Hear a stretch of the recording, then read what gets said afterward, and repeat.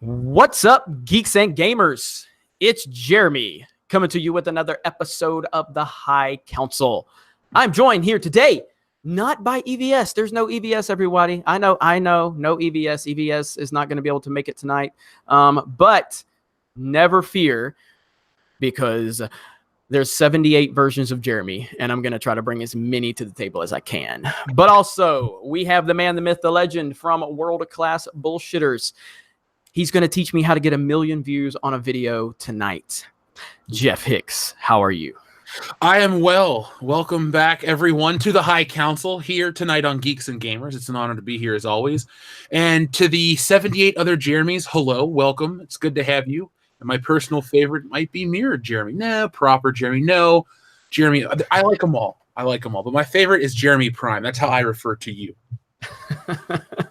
Yeah, I don't know. I can't keep up with how many Jeremys there are anymore. Caitlin Al was doing a fantastic job of keeping up with that. But also, we are going to have, because it is election day and he is taking over the world in the very near future, we are going to have Lord Doomcock joining us very, very soon. So Lord Doomcock will be here, never fear. And other than that, we're going to have a great episode. So we appreciate all of you showing up.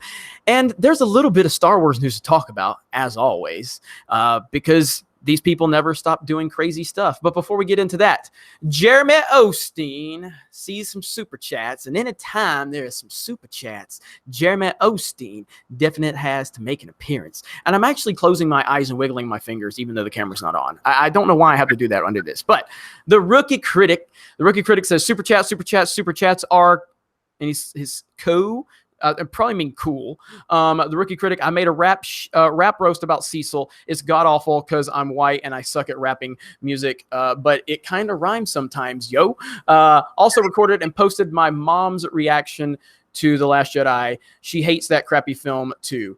I had to tell her she's a Russian bot, incel, man, baby, etc. What's up, Doomcock? How are you? To the High Council. How are you doing today? Doing good.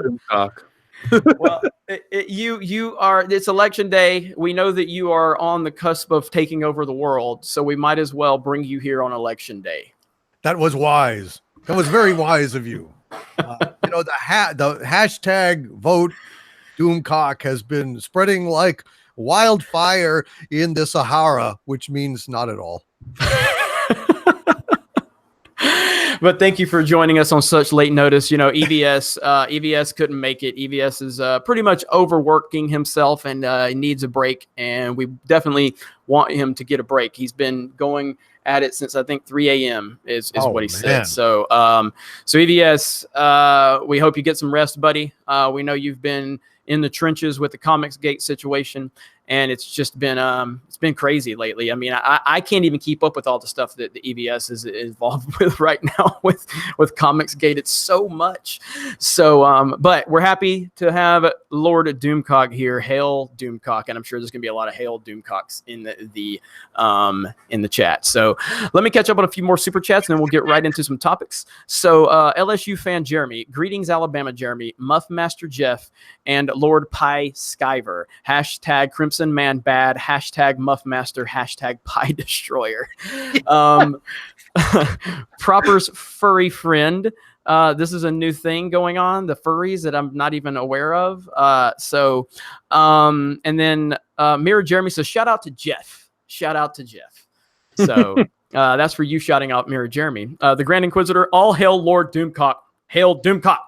Hail Doomcock. Hail by God. The Jedi Rider says, hail the High Council. Love the vid on Ruin Johnson, Jeff. Hail Doomcock.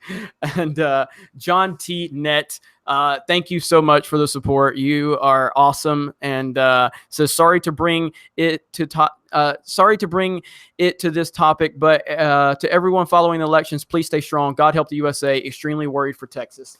Yeah, I'm keeping an eye on it right now. That's why I'm kind of everywhere. I've got my phone playing the news, and I'm trying to keep up with everything.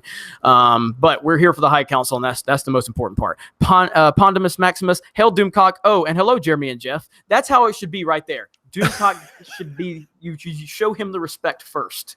Show him. And Doomcock, this is Jeremy Osteen, and Jeremy Osteen would just like to praise you, just in case you do take over the world. As long as you are going to allow Jeremy Osteen to make lots of monies, Jeremy Osteen will serve you, Almighty Lord Doomcock. So. Well, now that is wise, because if I take over the world, then I am going to pass the donation plate around not once, not twice, but thrice. As the cock crew, so too shall the plate circulate. And you better put stuff in there. I say in there. Because I'm going to take over the world, and then I'm going to preach every Sunday. Every Sunday. The gospel. So there. Well, speaking of Sunday, this is NASCAR, Jeremy, by the way. Doomercock, that it? Doomercock. Yep. Let me ask you a question, Doomercock. If you do take over the world, is there any laws about sleeping with cousins or anything like that? Is that good? To lie with your cousin is a sin, a most deadly sin, unless she is really hot. Because if she is a hot, then you can stand up before the Lord and say, Lord, wherefore did thou makest my cousin so hot and irresistible? Isn't this on your head, oh Lord? And then he will say, it's a wash. Well, Doomercock, I mean, anytime you get about 8 or 10 Coors Lights in you, they always look pretty good. So I'm just saying. Well, I'm going to ask Bubba Doomcock, my cousin here. Bubba Doomcock, what do you say? Oh, dang old man, I tell you that 8 or 10, sometimes 4, man. It just depends on, how I'm feeling along that time. If any gators have been biting, if the gators is biting, I feel all randy, sort of kind of hornulation. You know what I mean? Hornulated. Well, I don't know what the kids are calling it these days, but woo-wee. Oh man, that was complete. Huh? This is what happens with that, Ethan. Yeah. I mean, totally. We did not have any of that planned. That was fantastic. So let's get back. Oh, that's it. That's our improv. Yeah, that was great right there. Obi-Wan 27883. I did vote for our Lord Doomcock for California governor. Hell to the yeah. I like it. I like it. NASCAR Jeremy, bless his heart. I love me some Doomcock. And I'm not gonna imply anything that you said after that because YouTube's after us on Super Chat, so we're gonna watch that. Dayton Pfeiffer, $5 Super Chat. Thank you so much. All right, I'm gonna get back to Super Chats here in a minute. So let's talk about some of the news from this week. Our good buddy Rian Johnson. You're familiar with Rian Johnson, are you all? Unfortunately, yes, we are. Well, Rian wanted to tell everyone on Twitter that Luke in The Last Jedi is 100% consistent with the original trilogy. He really said this, and he meant it. He actually said that and meant it. I cannot fathom what is going like. I mean, if you were to tell me, can you have any, like, in your confidence level for Rian Johnson's trilogy be any lower? I would have said no. Guess what? I was wrong. I mean, it's so bad. So, Jeff, what are your thoughts on this? Did you do a video on this? Yeah, this morning on Good Morning Pop Culture, which, folks, you should be subscribed to World Class Bullshitters to get all your content early in the morning if you got to get to work. But we talked about Rian Johnson. I kind of went off the handle and started yelling into my microphone about this because it's like every time this guy slightly leaves the public eye, he says something so stupid to get, our attention again. And I'm always befuddled. It's like, how can this get worse? Well, it got worse. It always progressively gets worse. It's like, well, you made this terrible movie. How can it get worse? Well, then you attack people. Well, you attack people. How can it get worse? Now we're Russian bots. How can it get worse? Oh, Luke Skywalker is really accurate. You're all fucked. I'm going to go to the bar. Mic drop. This was the dumbest, and I do mean probably the dumbest Rian Johnson tweet, because Rian Johnson forgets the one thing about Luke Skywalker, the eternal optimist, the man who looks death in the face and looks for the good in Darth Vader. But no, because this guy made a shitty Star Wars movie, he's the authority, even though he's factually wrong. 100%. 100%. You are 100% accurate, unlike Rian Johnson. Doomcock, what you got? I have not done a video about this yet. I haven't had a chance, but it made me sick. It made me absolutely sick to my stomach that this clown, this idiot that can't write his way out of a wet paper bag would dare to say that the motivations of Luke Skywalker, the treatment of that coward, that cynical, broken coward on that island is consistent with the Luke Skywalker that risked his life to save his father from the dark side and threw his lightsaber down when it became clear that he was unable to redeem anything, but he sacrificed his life and said, "No, you failed. I am a Jedi like my father." So not only under the ultimate pressure of being confronted with the Emperor, the Sith Lord himself, one of two in the galaxy, both of them are in their room, and he throws down his lightsaber and says, "You have failed. I am a Jedi like my father. I will not turn." That is a man who is optimistic. That is a man who fights for what he believes in. He stayed from that optimistic, naive farm boy to a man who is a towering figure, the last of the Jedi who are alive, and he is willing to die for his ideals. That is not someone who then decides, "Hey, I'm going to chop off Big Nose's fucking head because he might turn bad in the future." And that is not a guy who is going to get his ass kicked by the aforementioned big mouth loser, who is then subsequently going to get his ass kicked by an untrained girl. Ridiculous. It is an absolute abomination and a complete misunderstanding of what Star Wars is, who Luke Skywalker is, and who we are as fans if you think that we're stupid enough to put up with this shit. I can't even follow that. That was a mic drop right there. That was fucking beautiful. That was beautiful. I've had this pent up. I have not been able to make videos. I'm having some trouble personally. So this has been like building up for a while, and thank you for giving me a chance to address it because I have not had a chance. No, it's my pleasure. I mean, I may just, you may need to, I'll take that clip and you can just upload that straight to your channel tomorrow. That was fucking great. Thank you, man. I am hyped, and everybody, round of applause for Doomcock. And I just dropped a link earlier to his channel. I'll continue to drop it throughout the episode. But please subscribe to Overlord DVD, and I'm going to drop it again right there just because that was so well said.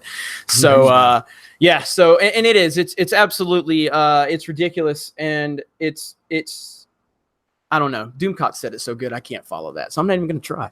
This is why he's going to take over the world, people. This is why he's going to take over the world. So endless anger, bottomless well of rage. Let's see. Kevin Enright says, first time catching the show live, and Doomcock is here. This day just got a lot better. Damn right it did. Damn Thanks, right man. It did. Smash the melee button if you don't mind, everybody. Earlier we broke 500 melees on the live stream. I think we can break more than that tonight. So let's see what we can do here. Mayor Jeremy says Doomcock sounds like Colonel Sanders. NASCAR Jeremy, wow, preacher cockblock Jeremy Osteen out of the water. What? Alpha Terramana or Terranime? Alpha Terranima. Oh, fuck if I know. Hallelujah, Doomcock. Gulps bourbon. Well, I don't drink bourbon, so everybody else here does. So I am the innocent choir boy, the Jeremy Osteen right here. So Kevithar1138, my Lord Doomcock visiting the albeit great High Council. Be still my heart. Hello, my Lord. Hello, Jeff. Hello, Jeremy. We have to get Lord Doomcock's take on the Blizzard and their interesting move with the Diablo IP. Are you guys familiar with this? No, I haven't heard about this. Jeff, are you?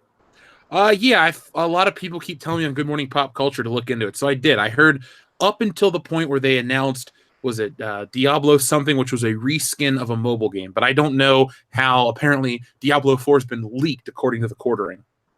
Yeah, so basically at BlizzCon, there was a big announcement for a new Diablo game. And Diablo is pretty much, PC gamers, they're hardcore gamers. And so they had this big presentation to announce Diablo Immortal. And it was an announcement for a mobile game. And if anybody knows anything about gamers and Diablo gamers specifically too, they're not really there for mobile games. They don't give a shit about that, and mobile games, I'm not saying there's anything wrong with mobile games, but mobile gaming is just not something that people like highly anticipate. Nobody's waiting in line at midnight at the Apple store or whatever. It's just not something. It's just a casual thing you do when you're, you're not at home and you want to throw Candy Crush on or something. So they made this announcement, and the crowd, there was no enthusiasm whatsoever. It was such an awkward press conference because they were so quiet. There was nothing to cheer for. There was nothing to anticipate. It was so cringe. And then they took a Q&A from the crowd, and a guy said, so this game looks kind of cool in terms of the mechanics, but is there any chance that we're going to get this on PC anytime soon? And the guy said, well, not right now. We're going to be specifically on Apple and Android. And there's no plans to bring it to PC. And the crowd started booing big time. When they started booing big time, somebody said on the panel, what, you guys don't have phones? And it got, and that made it even worse. And then somebody else on the panel goes, well, and this is the nonsense. Then he said, well, you can also play it on a tablet. What? How out of touch with reality are you? If they didn't like the mobile part, do you think the tablet's going to change? So again, like I said, mobile gaming is typically for when you're taking a poop, when you are at the doctor's office, or your girlfriend is talking too much and you're just like, fuck, I'll just, she'll keep talking. I'm going to turn the game on, on my phone. And just keep nodding. Sure, babe. Yeah, okay. Oh, did she say that? Yeah, just keep playing. So then the reveal trailer came out on the channel. The last I looked, and chat, you can update me. The last I looked, it had 450,000 downvotes to 14,000 upvotes. Oh, I gotta look this up right now. The Diablo what trailer? It's just Diablo Immortal. Now, apparently, Blizzard and YouTube were deleting comments, mass deleting comments, removing dislikes. Apparently, people are doing the math like Medicare and Yangia, and apparently there's like over 600,000 actual dislikes. And there's websites you can get the data through, but it's only showing at like 400,000. People are reporting that their dislikes are being removed, their comments are being removed. It's a mess. I mean, this makes the Resistance trailer look like child's play. Like, this is awful. And so, again, as I said in my video, there's nothing wrong with a mobile game. You want to get out there and, bring a new market in or whatever. That should not be your feature at a BlizzCon. People at BlizzCon are not there to play fucking mobile games. They're just not. No. They're there to hear the next Diablo. Are you going to give us a remastered Diablo? Are you going to give us Diablo 4? What are you going to give us? And they said, oh, here's a mobile game. Oh, you guys don't have phones? What? What? So you looked it up, Jeff? Yeah. One thing, I made this point earlier today. Don't fuck with gamers or like people on the internet, because those are the type of people that don't forget, and they will pop up. People that you didn't even know existed will come out of the woodwork and mess up your shit. So who's this? Blizzard that makes this game? They're not in any kind of trouble. They're not going to disappear, but people won't forget this stuff. No, they won't. What is the count out right now? 483,167 thumbs down to 18,601 thumbs up. Man, that's even worse than Thundercats. I never thought I'd see worse than Thundercats. That's worse than Thundercats. Yeah, it is. It's on the level of Ghostbusters. It's on the level of the Xbox One announcement years ago at E3. And again, the best on Patrick. We have a thing for that. It's called the Xbox 360. Yeah. Oh God, man. And again, when you said, "Don't you guys have phones?" It was the ultimate lack of perspective. Like, that's not the problem, dude. That's not the problem. It has nothing to do with this. So they pretty much what I think happened was they saw the box office receipts for The Force Awakens, and they brought Kathleen Kennedy in as a consultant, and for Blizzard, and that's what led to this announcement. Did you hear that the Game of Thrones people actually consulted Kathleen Kennedy? Say what now? The Game of Thrones producers took secrecy tips from Kathleen Kennedy and Rian Johnson. That's an actual news story. That made me sick. That was so sad. Oh, I don't know anything about that. I know nothing about that. Oh, we'll talk about the Diablo thing for a minute, and then I'll bring that up because this is such a hot button issue right now. I mean, like I will stand by it. Do not mess with gamers. That is not a smart move. Go with Rockstar's approach. Give people what they want, and then collect $735 million in a day. Could you imagine if we had a platform to make that kind of money? We had something that people wanted that much. Blizzard has that, but what would be the impetus to make this mobile game a thing? Are mobile games that hot right now? I mean, I see those crappy Clash of Clans commercials and the ones with Arnold Schwarzenegger from a few years back, Right. but I feel like people have moved on to other social media, more Snapchat, other vanity things where they're in it. I always think of Diablo as a PC game, even more so than just being on consoles as well. Yeah, definitely. Go ahead. I played Diablo. I was a fan of Diablo, and I can tell you that a large part of the attraction of Diablo is seeing, the amazing detail on the levels, watching the spells get cast, seeing, your items that you're using. It's very, very intensely graphical, and to have like tiny little images on a tiny little screen, and sacrificing the depth of that is just anathema to anyone that likes Diablo. It's ridiculous.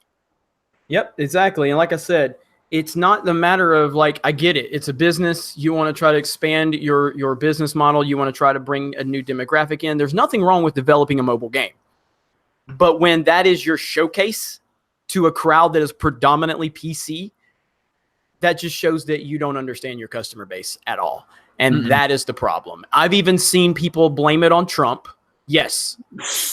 Yes. I'd love to hear their logic because there is none, but I'd like to hear it. Let me see if I can find the tweet. While you look for the tweet real quick, I'll make this point. It's like Diablo or the Blizzard people are trying to be like EA. This anti-consumer movement isn't smart. It's so easy to know what people want and just constantly give it to them. But Battlefield 5 is going to be a dumpster fire. This Diablo thing, it's surprising that all of these other developers are just shitting the bed, but places like Nintendo and Rockstar and smaller indie developers seem to just get it right. I mean, if we look at the Switch real quick for a video game moment, Nintendo went this route. They were too big for their britches. The Wii was a huge hit. Oh, this is the Wii U. We're going to do what we want. It failed. It was their biggest flop of a console. Now they're kind of back. We're getting remasters, this, that. It's a very consumer-friendly console. And the PlayStation did the same thing. They tried to be like, we're the PlayStation 2, the biggest of all time. And then they did the 3. The cell technology really hurt them. They hurt with third parties. And then the 4, they kind of went back to giving the fans what they want, and it's the highest selling system of this generation. All these companies see where the numbers are. They know more than we know, but they choose to go this route that doesn't make any sense whatsoever. This is beyond the whole cultural war of NPCs and SJWs. This is just stupid. It's just stupid. It really is. So here's the tweet blaming Trump right here. So if you guys can see that, no joke. I blame @real Donald Trump for the rhetoric in the Blizzard community right now over Diablo Immortal. It hasn't been this bad in years. Oh my gosh. How is Adam Polisky? He runs I think he runs like a Blizzard blog or something like that. Oh my God, he's a blogger. So, yeah, I think, I mean, I don't know, because this is a screenshot because he's made his account private. So after this tweet, he made his account private because he got destroyed. These people are nuts. Stupid shit on the internet, buddy. Yeah, these people are absolutely insane. So yeah, this is where we're at, where Donald Trump is to be blamed because Diablo Immortal was a terrible, terrible idea. And I can't understand. I can't understand what these people are doing with their lives. But yeah, and then there was another guy that blamed it on toxic masculinity. He said toxic masculinity is the reason why so many gamers are upset about the Diablo Immortal because they view mobile gaming as a predominantly female demographic. What the fuck are you talking about? You know what I mean? Like, what are you talking about? No, so that's ridiculous. I mean, the funny thing is though, when they say like so many percent, let's say they say 50% of gamers are women, when they to give you that statistic, they always have to use the mobile gaming like Candy Crush and all those other games, and they use that statistic for that. I don't think that anybody is insecure. I just think you have expectations. I don't think you can politicize this. This is beyond politics. This is straight up, we want this as a fan base, and you didn't give it to us, and we're angry. That's all it boils down to. That'd be like if at E3 all year we wait for E3 and everything's just, well, this is DLC. No new games, just DLC this year. People would be blowing up the internet about E3 being a flop and a mistake. So you can't, this is beyond politics. I don't get it. It's the opposition of everything this is supposed to be. Yeah, 100%. And there's a $100 super chat I want to get to real quick. So that's JT Clement. Hey guys, I love the ComicsGate model. I'd appreciate any love you can send my way for my Indiegogo sci-fi action film campaign. It's time for entertainers to get back entertaining folks, not preaching.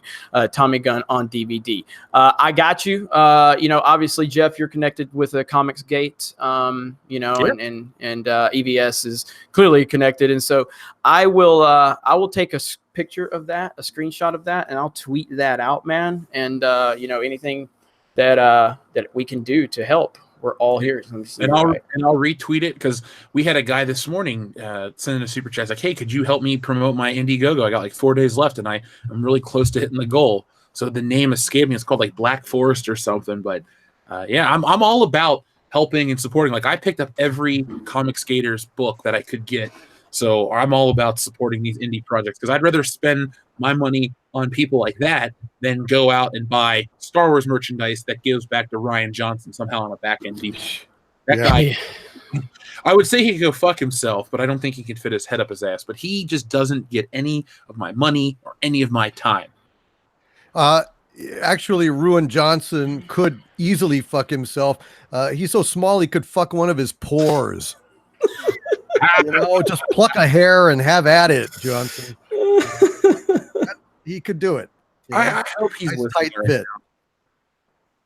That was good right there. Let's see. I just tweeted this out. So Jeff, I didn't tag you, but I just hashtag ComicsGate. So, all right. So thank you for the super chat. Appreciate that. Austin White says, "Heal Doomcock." I think you mean hail, but if you take over the world, can you get rid of Kathleen Kennedy?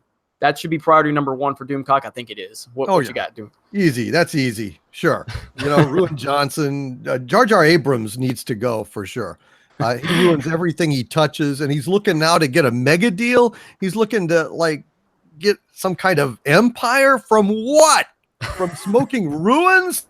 I mean, there's a guy walking away from a goddamn flaming car wreck, and he's walking up to Enterprise Rent-A-Car and saying, how about it? It's just, I want to be your sponsor. Yeah, that's great. That's great. Oh, man, coach, I'm good to go. Yeah. Oh my God. Let's see.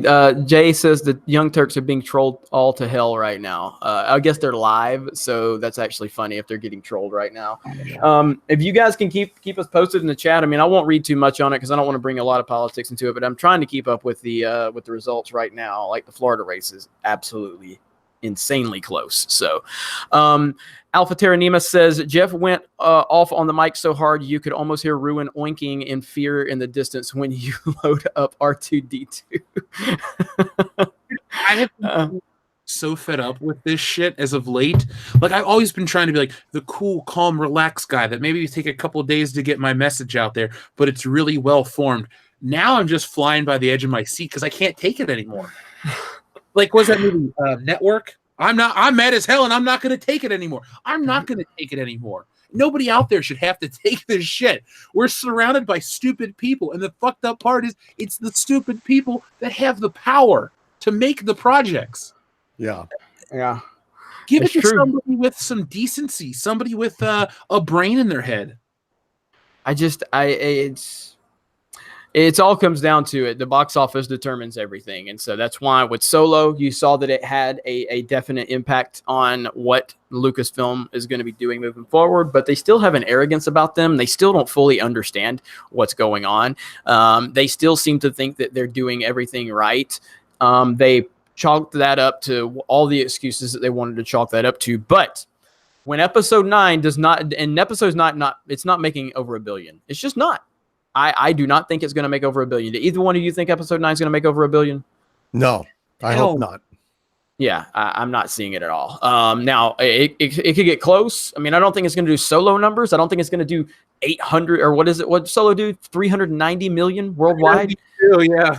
I don't think it's going to do Solo numbers. I definitely think that the lowest it can probably make is like 6 or 650, and I'm putting it in the 750, 850 range. But anything below $1 billion is a major problem for them.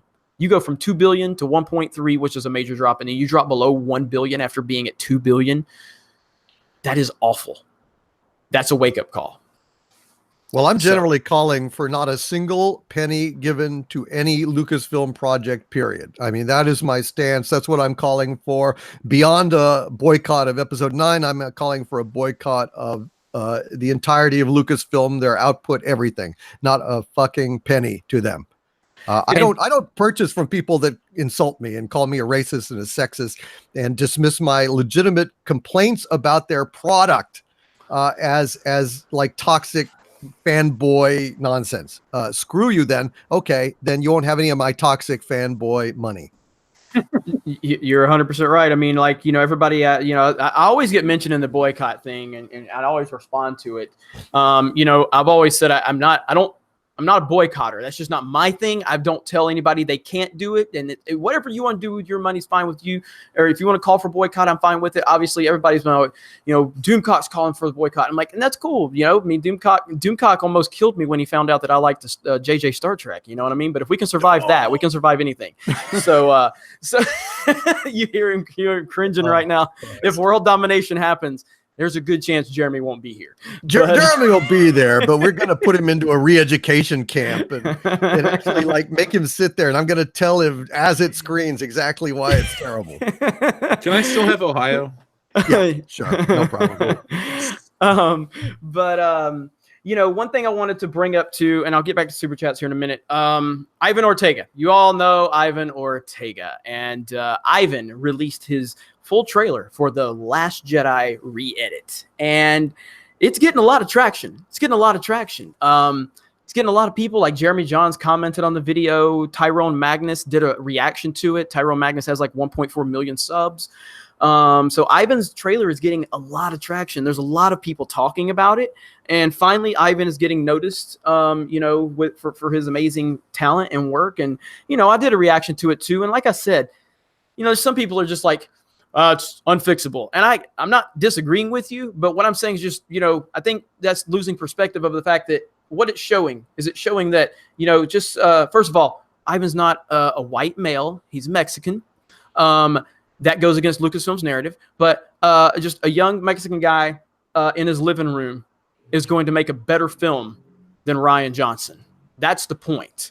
Yep. No, you can't completely fix this movie, and Ivan can only work with the tools that he has at his disposal, and he doesn't have the budget, he doesn't have resources. All he has is passion and he has talent. And when it's all said and done, he's going to have a better version of this movie than Rian Johnson with his $150-200 million budget with Disney's backing and everything. That's the point of this project right there. And I think that's what we all need to kind of keep in mind as we're watching this. So have you guys had a chance to watch it yet? I have not had a chance. I'm looking forward to it though. And I have no doubt whatsoever that it is vastly improved. Just hearing the squeals of outrage,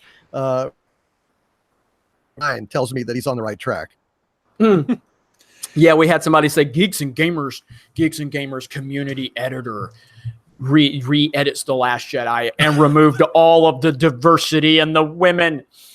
And people are like, you do realize he's a Mexican dude, like showing his talent, right? It's like, you have a problem with that? Does that go against your narrative? It's just, it's so stupid. But I'm happy that Ivan's getting the traction. I think you guys both, if you want to, you guys should both do a reaction to it, because it'll get some traction, and it'll help you get more. So I actually have it written down on my calendar somewhere because I want to watch it, because Ivan is really, really nice. When he was on the High Council, God, it was a couple months ago, we talked for about another hour and a half, and he's just like such a nice person and really talented too.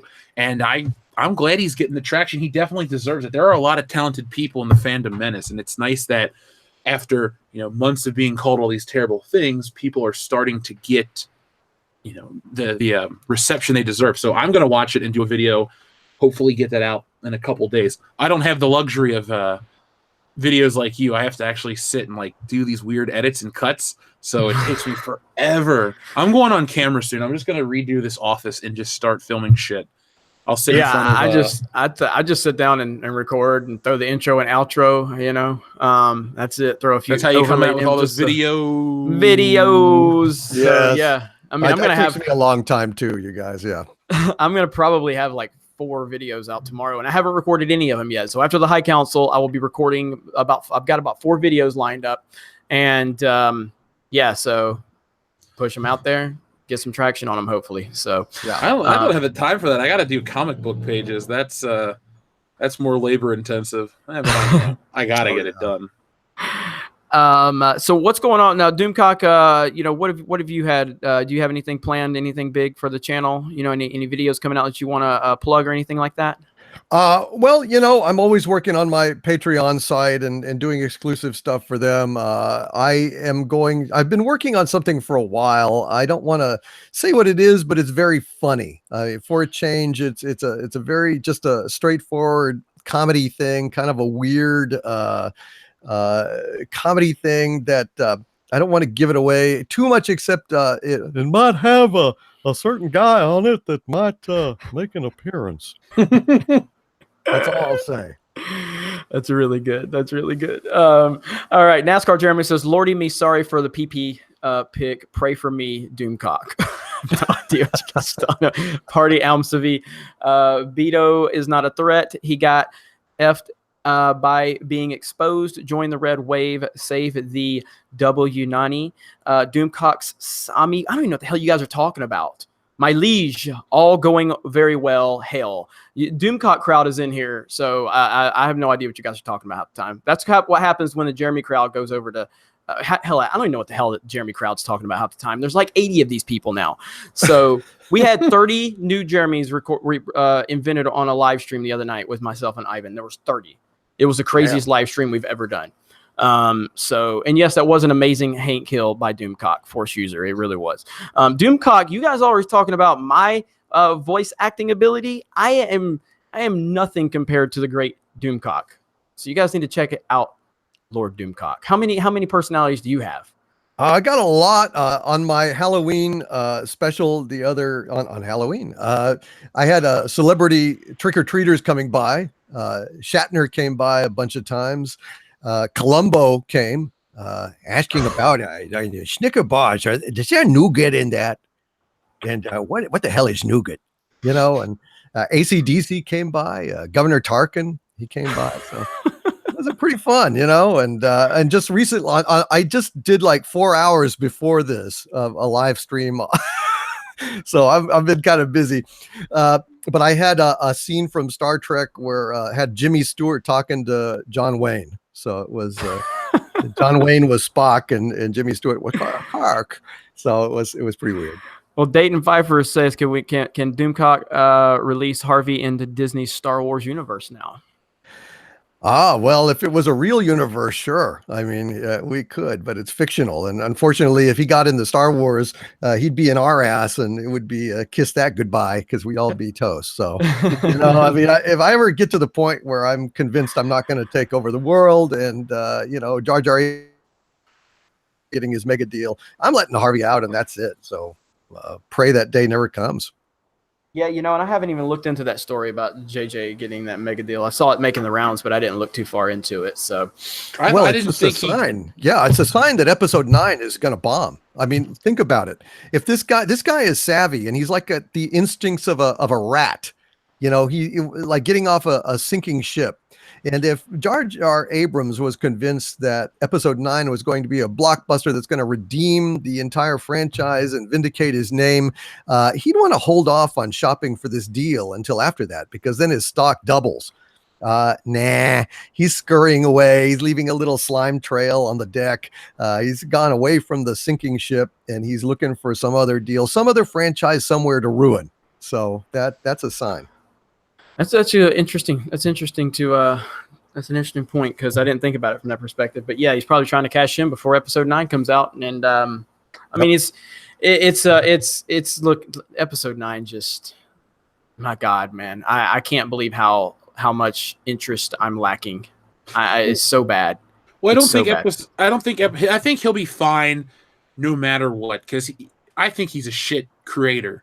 But no matter what, he has a name attached to so many things that have made a bunch of money. I mean, look at, what's his name? Akiva Goldsman. That guy worked on Batman and Robin, yet he still works on shit. What's his fucking name? Not Michael Arndt. The other guy, Kurtzman. Yeah. And Orsi. They're always on shit because they did something one time that made a bunch of money and they made the right friends. Hollywood is really easy to navigate once you make it. Kiss the right ass, make the right people money, and you got a job forever, no matter how shitty you are. People can bitch about Michael Bay, but at least Michael Bay has produced some good stuff in the past, and then every once in a while he'll surprise you. These people made like one thing one time, and then they just keep failing. Michael Bay is self-aware. He knows what he is, and that it works. We may not like it. A lot of people may not like it. But even less people like what Orsi and Kurtzman do. But J.J. Abrams has all of his little Lost fans, and they have their Cloverfield fans and all these other people. And he thinks he's Spielberg. He's Kmart Spielberg. He'll never be as good or as recognized or prolific or anything. The guy just has a name from producer J.J. Abrams, like that zombie movie he's attached to in World War II. That looks like shit. Yeah.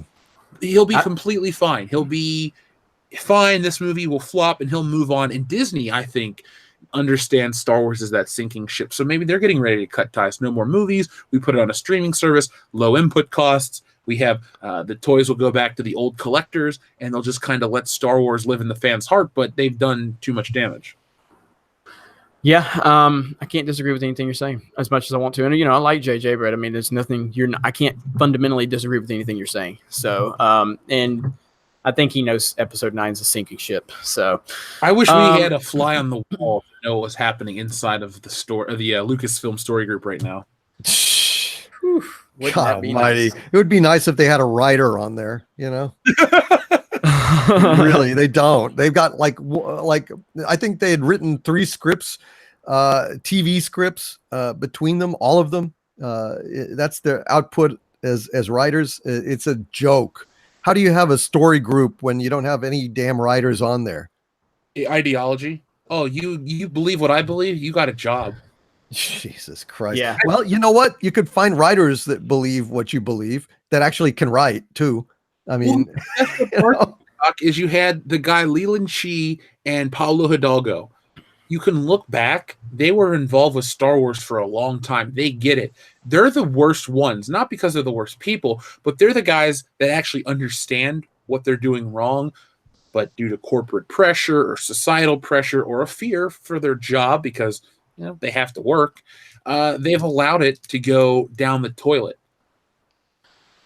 Sad but true. Sad but true. Nerdrotic channel says, vote Doomcock. # vote Doomcock.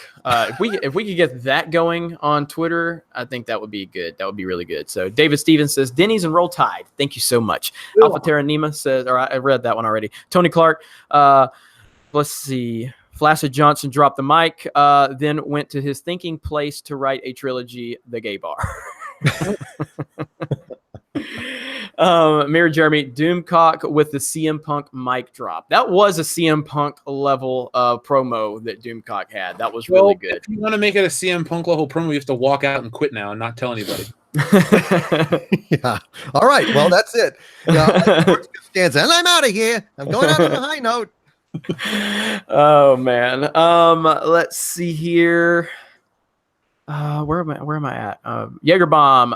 Hail Doomcock and friends. Last Jedi is a bad case of gonorrhea that won't go away. May episode 9 crash and burn like Discovery, Star Trek Discovery. It is. So, Star Trek Discovery. You want to talk about that one, Doomcock? Oh man, there is some serious shit going on with Star Trek Discovery. They are so fucked. For those of you guys who don't know out there, they shot the first 5 episodes of season 2. Okay. And those episodes tested so abysmally with test audiences, getting like 15% approval. I mean, it was like shitting the bed after going to a taco buffet. And, not enough Tide Pods in the world to clean that up.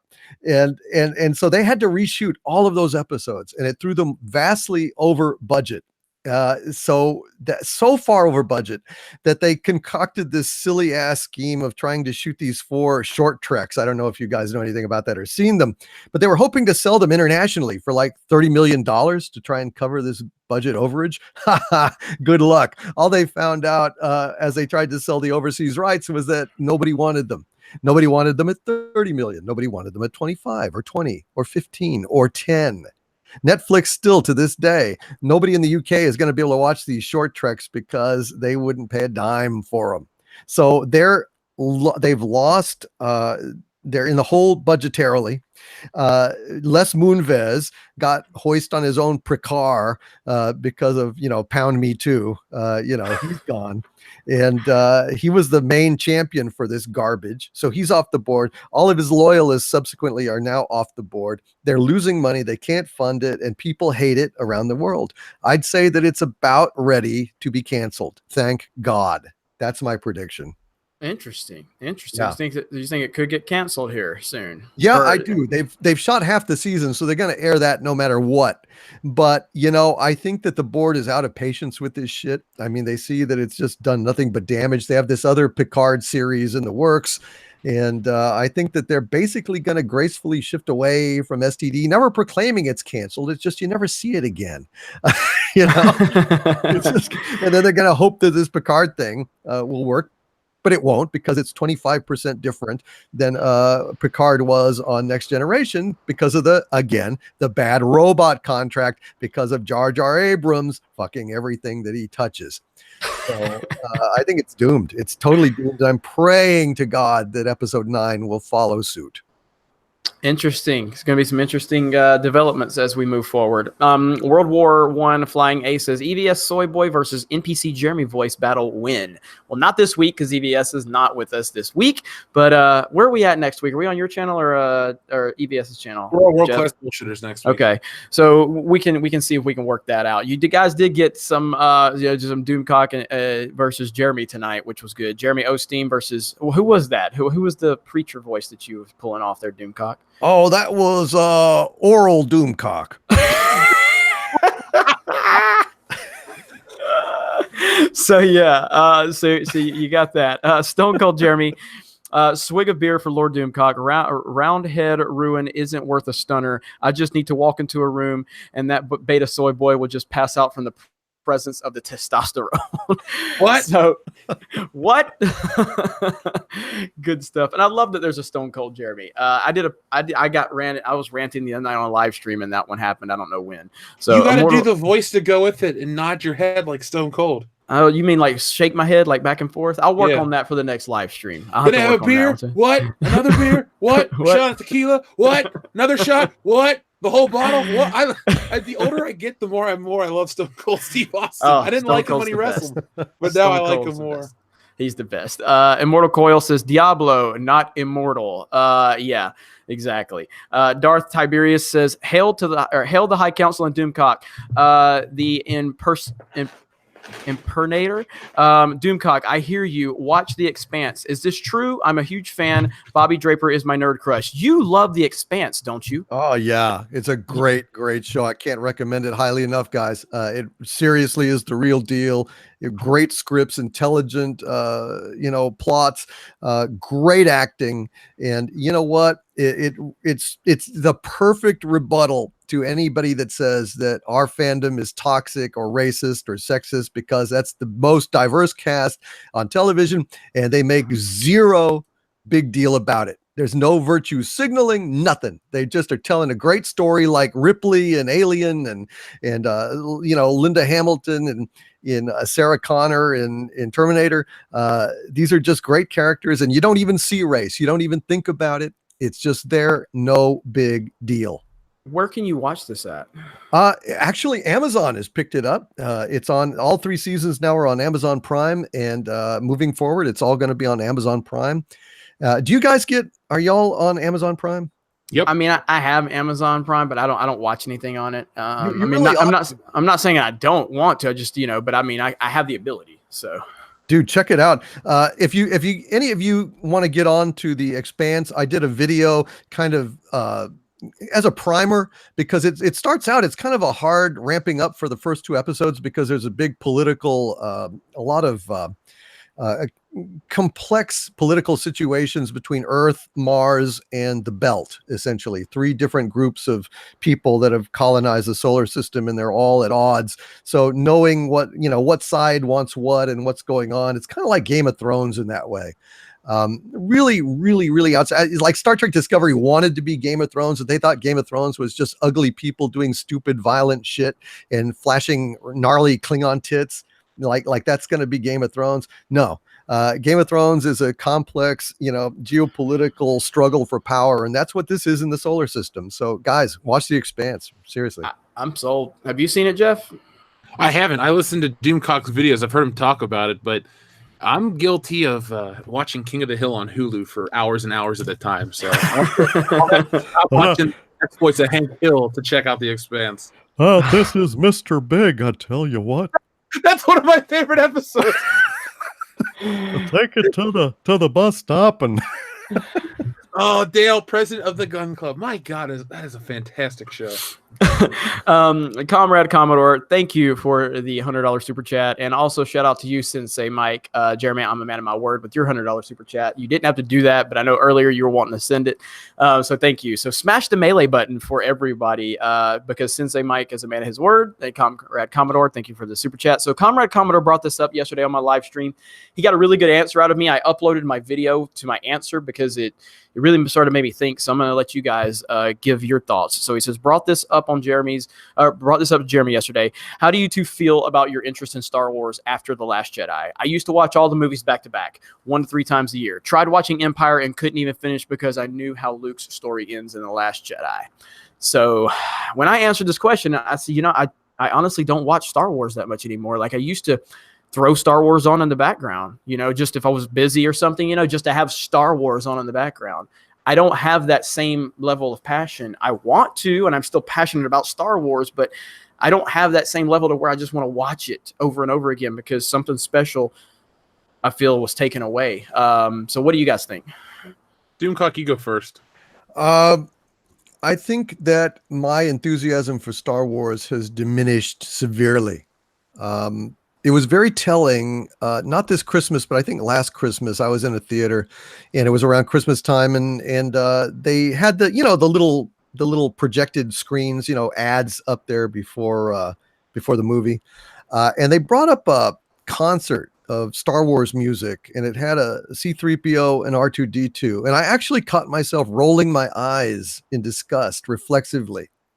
And that was sad because, C-3PO and R2-D2 are beloved characters. They have nothing to do with this new trilogy, but Star Wars has just really, really gotten sour to me. It's a sad thing because I love Star Wars. I've got Star Wars stuff all through my house. I've got just more than I can even tell you guys. I used to buy every damn thing I could get my hands on. I loved it intensely, and it's a heartbreaking thing. And it just goes to show you what I always say: if you love something really intensely, like Blade Runner, for example, is something I love really intensely, don't go and see the sequel. Don't go see the remake automatically unless you're sure that it's not going to harm your memory of the original property, because that's why I avoided seeing Blade Runner 2049, is because, it's got Deckard in it, and you're going to try to tell me what happened to Deckard after Blade Runner, and what happened to Deckard after Blade Runner may color my perception of Blade Runner. Nah, it's not worth it. I would rather not have my memory of that precious film tainted just because I'm chasing a new version of the high like a junkie. I'm so desperate to feel that Blade Runner high again that I got to go and pay money on something that may actually diminish my appreciation of the original. So whenever you guys are seeing a sequel or a reboot or a remake, think twice before you go. Really think about it. If it's going to be worth it, if they do some shit like what they did to Luke, is that worth the risk? So that's my take on it. Well said, sir. Well said. Jeff? Well, I feel like you about altering your memories. For me, though, I know a lot of people are on The Last Jedi ruined Star Wars. I thought The Force Awakens ruined Star Wars. Here. And Doomcock, you talk about, how you remember one thing and you don't want this movie to color your perception. Han Solo was my favorite character, and everything the guy worked for, not even, him, but the character achieved throughout the films, because the character has growth. No matter what you want to say about Return of the Jedi, he's a completely different person in a good way from where he started in the first film. And all of that character growth and development went out the window. And that was heartbreaking, because not because my favorite character died. I can get over that kind of stuff. I'm not so immature that my favorite character needs to ride off into the sunset happily ever after. But they neutered him. They took away everything that he achieved. I went back to this life and this and all that stuff like that. And that really just nerfed everything he achieved. And then you want to talk about The Last Jedi to answer the super chat question. The fan reaction is what ruined Star Wars, or not the fan reaction, excuse me. The Disney reaction, that ruined it for me too. And it became an us versus them battle. And to jump even further back, I remember it took me 6 months between The Force Awakens to watch Star Wars ever again. I have these posters on my walls in my office. Now they're kind of covered up by stuff. But for a while, I would go to Amazon and I would think, what am I going to replace these with? What am I going to replace these with? And I had it down to a couple of movies because I didn't want to look at Star Wars anymore. I didn't want to be around it. And like you, my house is full of stuff that I had as a kid that I bought as an adult. But due to poor performance, poor interaction, people like Rian Johnson's constant antagonizing, I just refuse to give them my money, which now is kind of a sad time because they're pumping out some really good products. But Star Wars is essentially, the story of Star Wars is now too little too late. You had this opportunity to capture our imaginations and our hearts. You took the lazy route. You ruined the characters. Then when people were less receptive to your garbage, you attacked the fans and tried to guilt them into purchasing your products. And it's too late. You also gave us subpar products. We turned our noses away from it. And now it's just this big mess, this ugliness is surrounding Star Wars. And thankfully, this community has risen from that. But everything officially that comes from them is just trash. The Mandalorian, I don't expect that to be any different than what what we've been given the last 3 years. Yeah, the Womandalorian, perhaps. The Muffdalorian, as we call him.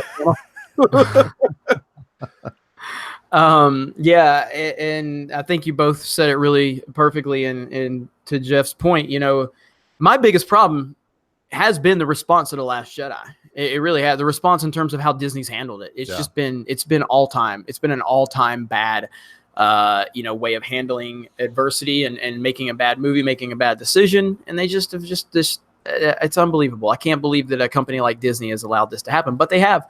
And that's what happens when you let your political ideology and your identity politics determine your business model. And that's exactly what's going on. So Mr. V says, damn you, High Council. You keep me from playing Red Dead Redemption 2. Red Dead Redemption 2. I was just at a pig farm. Didn't kick a single pig. Hi, Jeff. Yeah, the High Council keeps me from playing Red Dead Redemption 2 because I am inches away. I'm touching my PlayStation now. I could just turn it on. I could accidentally start streaming while the High Council's on, and oopsie, I mean, I'm off. I got into a fight, and I killed a bunch of bounty hunters and stuff like that. So believe me, Mr. V, the temptation is real, but I know that I have work to do and people to talk to. That's right. Nicholas Glenn, Doomcock back on the High Council. Love it. We do too. We are very happy to have him on. Thank you, Nicholas. Mark Baggio says, Baggio, Chinese market is the reason for the mobile game. And I understand that. There's a huge market out there for mobile gaming. That's not disputable. I mean, that's a fact. But it's just of how they presented it and how they expected the hardcore crowd to respond to it.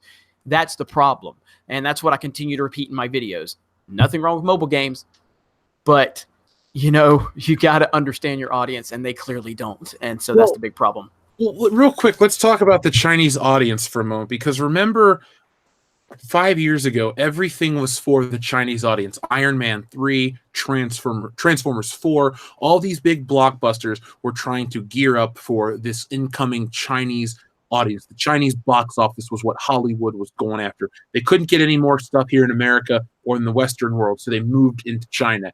And they altered so many things to try to appease the Chinese audience, and it ultimately failed in terms of Star Wars.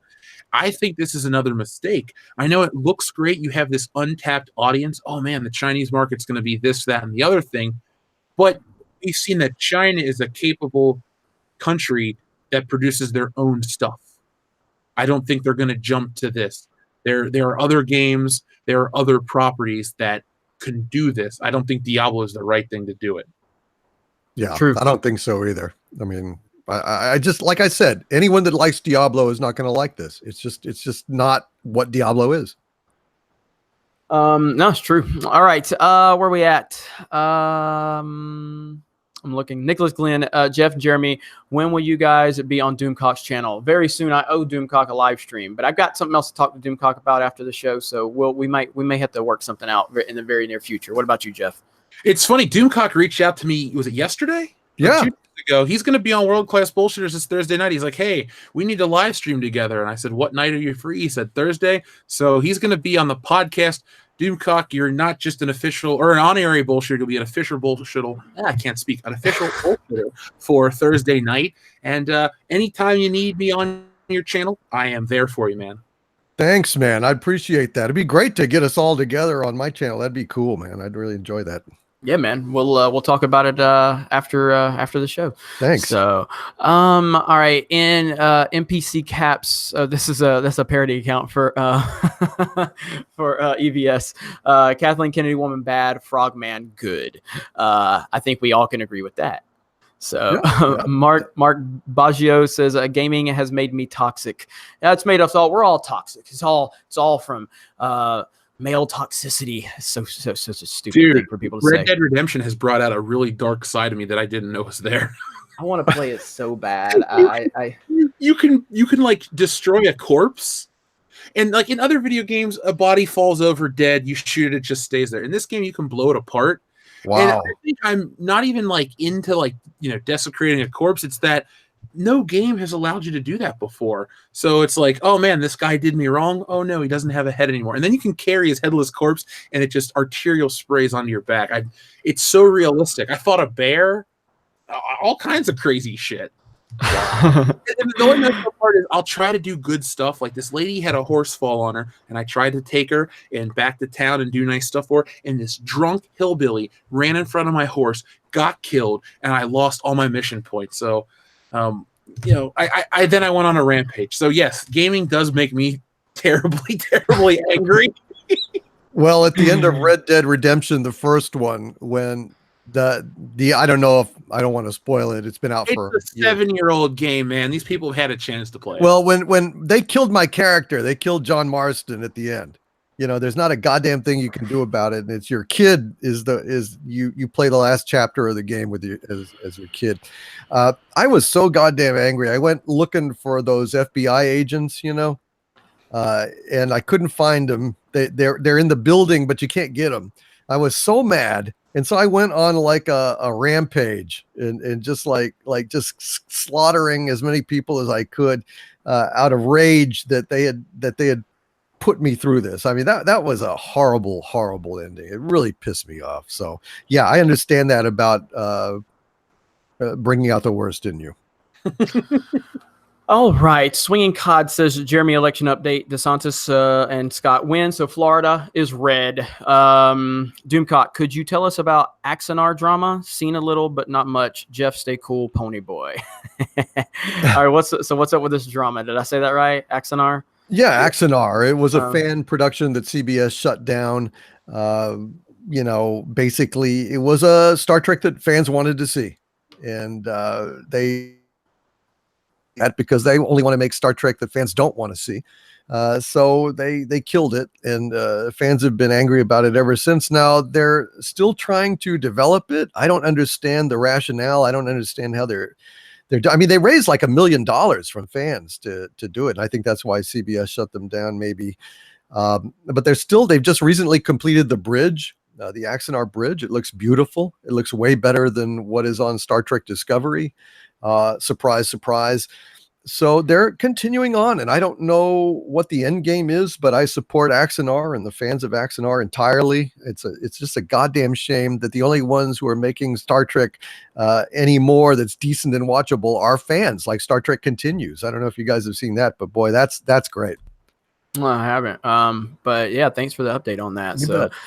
MW77, have you guys seen Daredevil season 3? It's amazing. I've seen the first 2 episodes. Really happy with it so far. I love Daredevil. I love Daredevil so much. So it kicks ass. I watched every episode. I've heard it's amazing. So I was almost gonna watch that instead of Haunting of Hill House, and I decided to watch Haunting of Hill House, which I absolutely loved.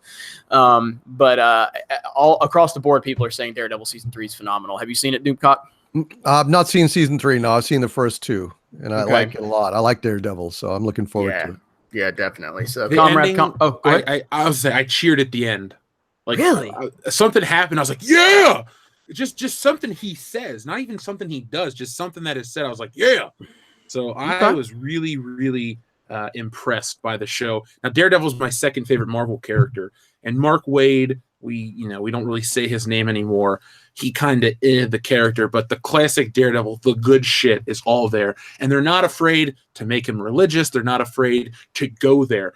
Yes, people say it's heavy-handed and that the Kingpin is supposed to be like a Donald Trump allegory. For somebody who reads into a lot of stuff, I don't really see it. I think a lot of people are reaching for that one. It's still really good entertainment, and it's a lot less preachy than Jessica Jones, Luke Cage, Iron Fist, and the whole 99 to 1% ratio shit, and definitely less preachy than Captain Marvel's going to be. Yeah.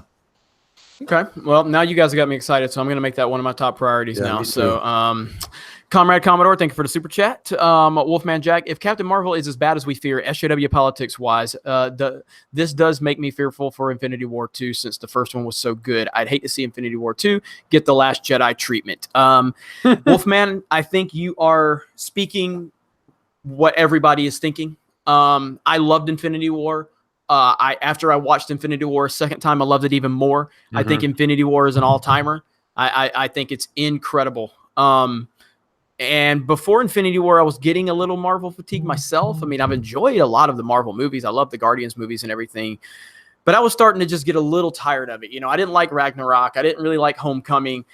And I was just kind of bored with it. But Infinity War, man, holy shit. Incredible. And so, yes, I am very concerned with Captain Marvel. I'm concerned with Brie Larson being as woke as she is.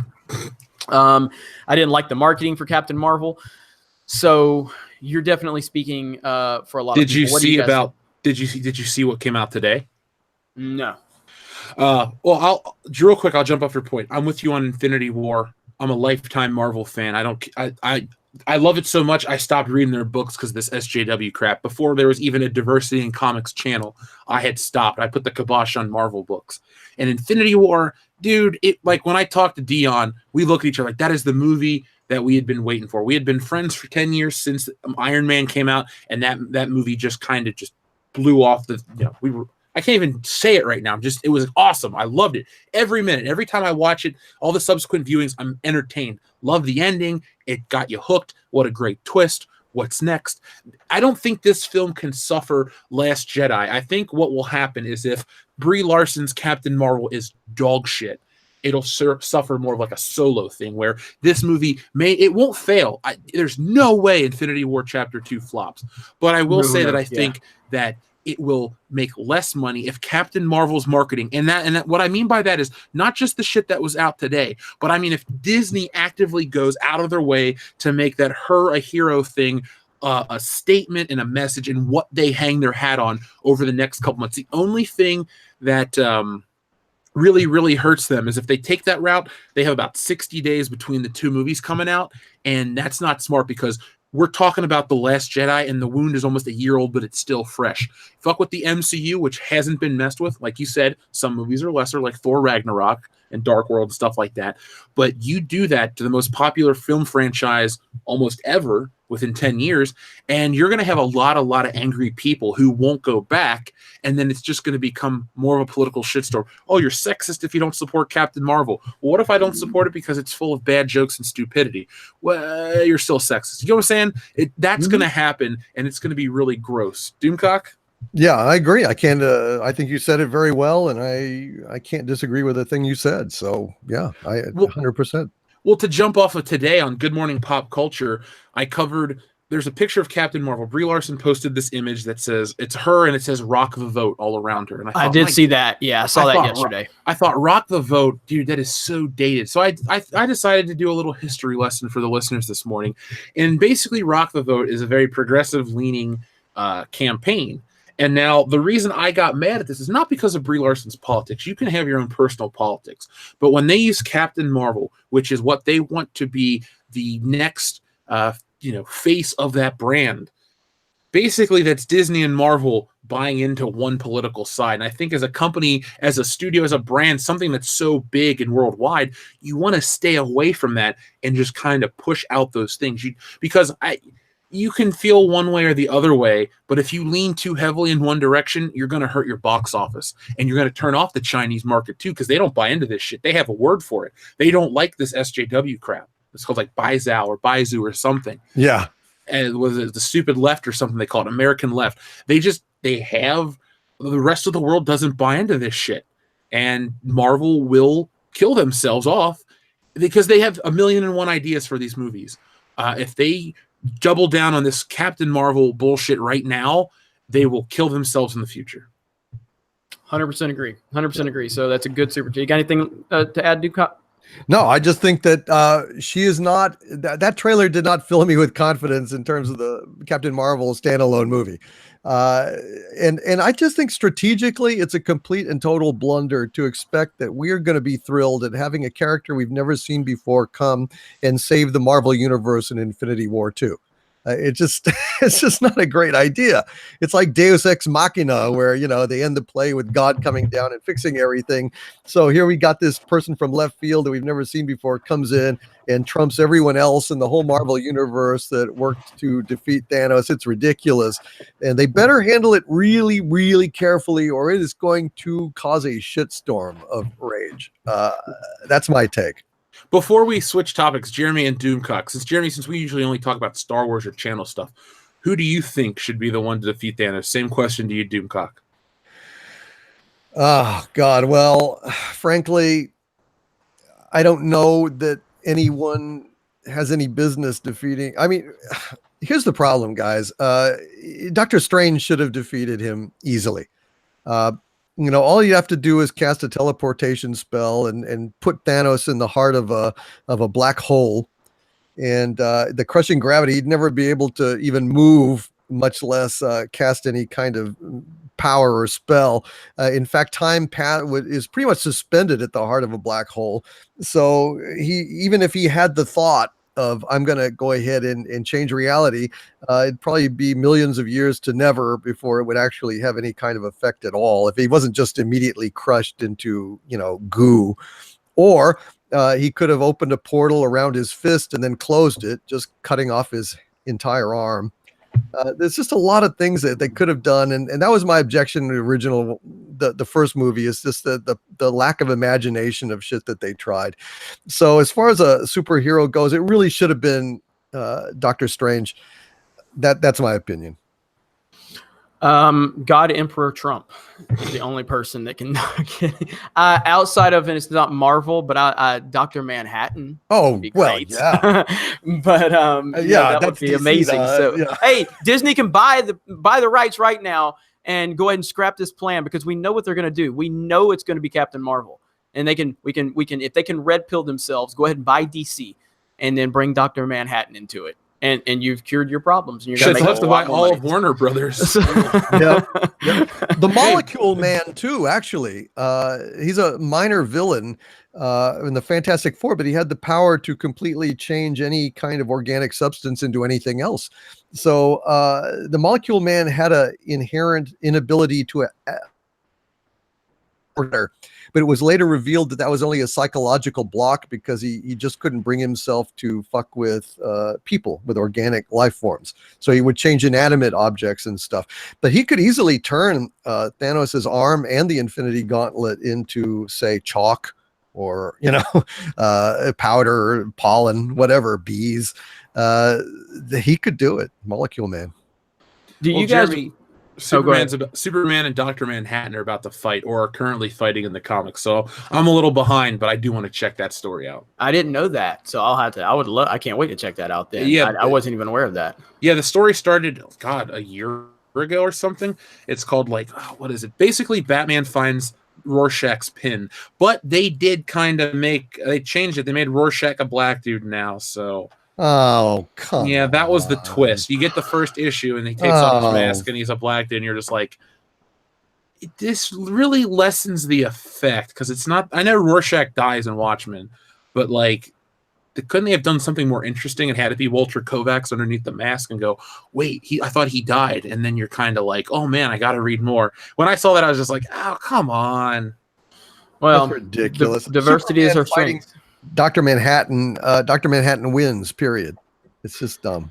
Diversity is our strength, everybody. I mean, that's just how it is. So, all right. Dimogenai says, hey, gentlemen, I heard Craig reviews for you was really sick with cancer. If you could help out, here's the GoFundMe. It's Help for Craig Johnson. GoFundMe. Help for Craig Johnson. Thank you, Dimogenai. I appreciate that. I hope Craig gets to feeling better. The SSB candidates. I think that means Super Smash Brothers candidates. You can let me know. Okay. So Super Smash Brothers candidates and Smash Ultimate is almost here. Woo! Okay. Howdy. Hope you guys can get Anti-Trekker soon for the council, and maybe Trekking 101 if you want to know further on One Piece. I don't think Anti-Trekker likes me, but I don't have any problem with them. So, but I don't think they like me. But not a lot of people like me at this point, except for Doomcock. As long as Doomcock likes me, I'm good. So you're good.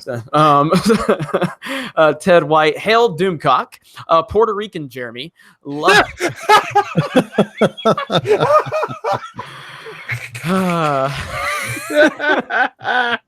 That's my favorite one now.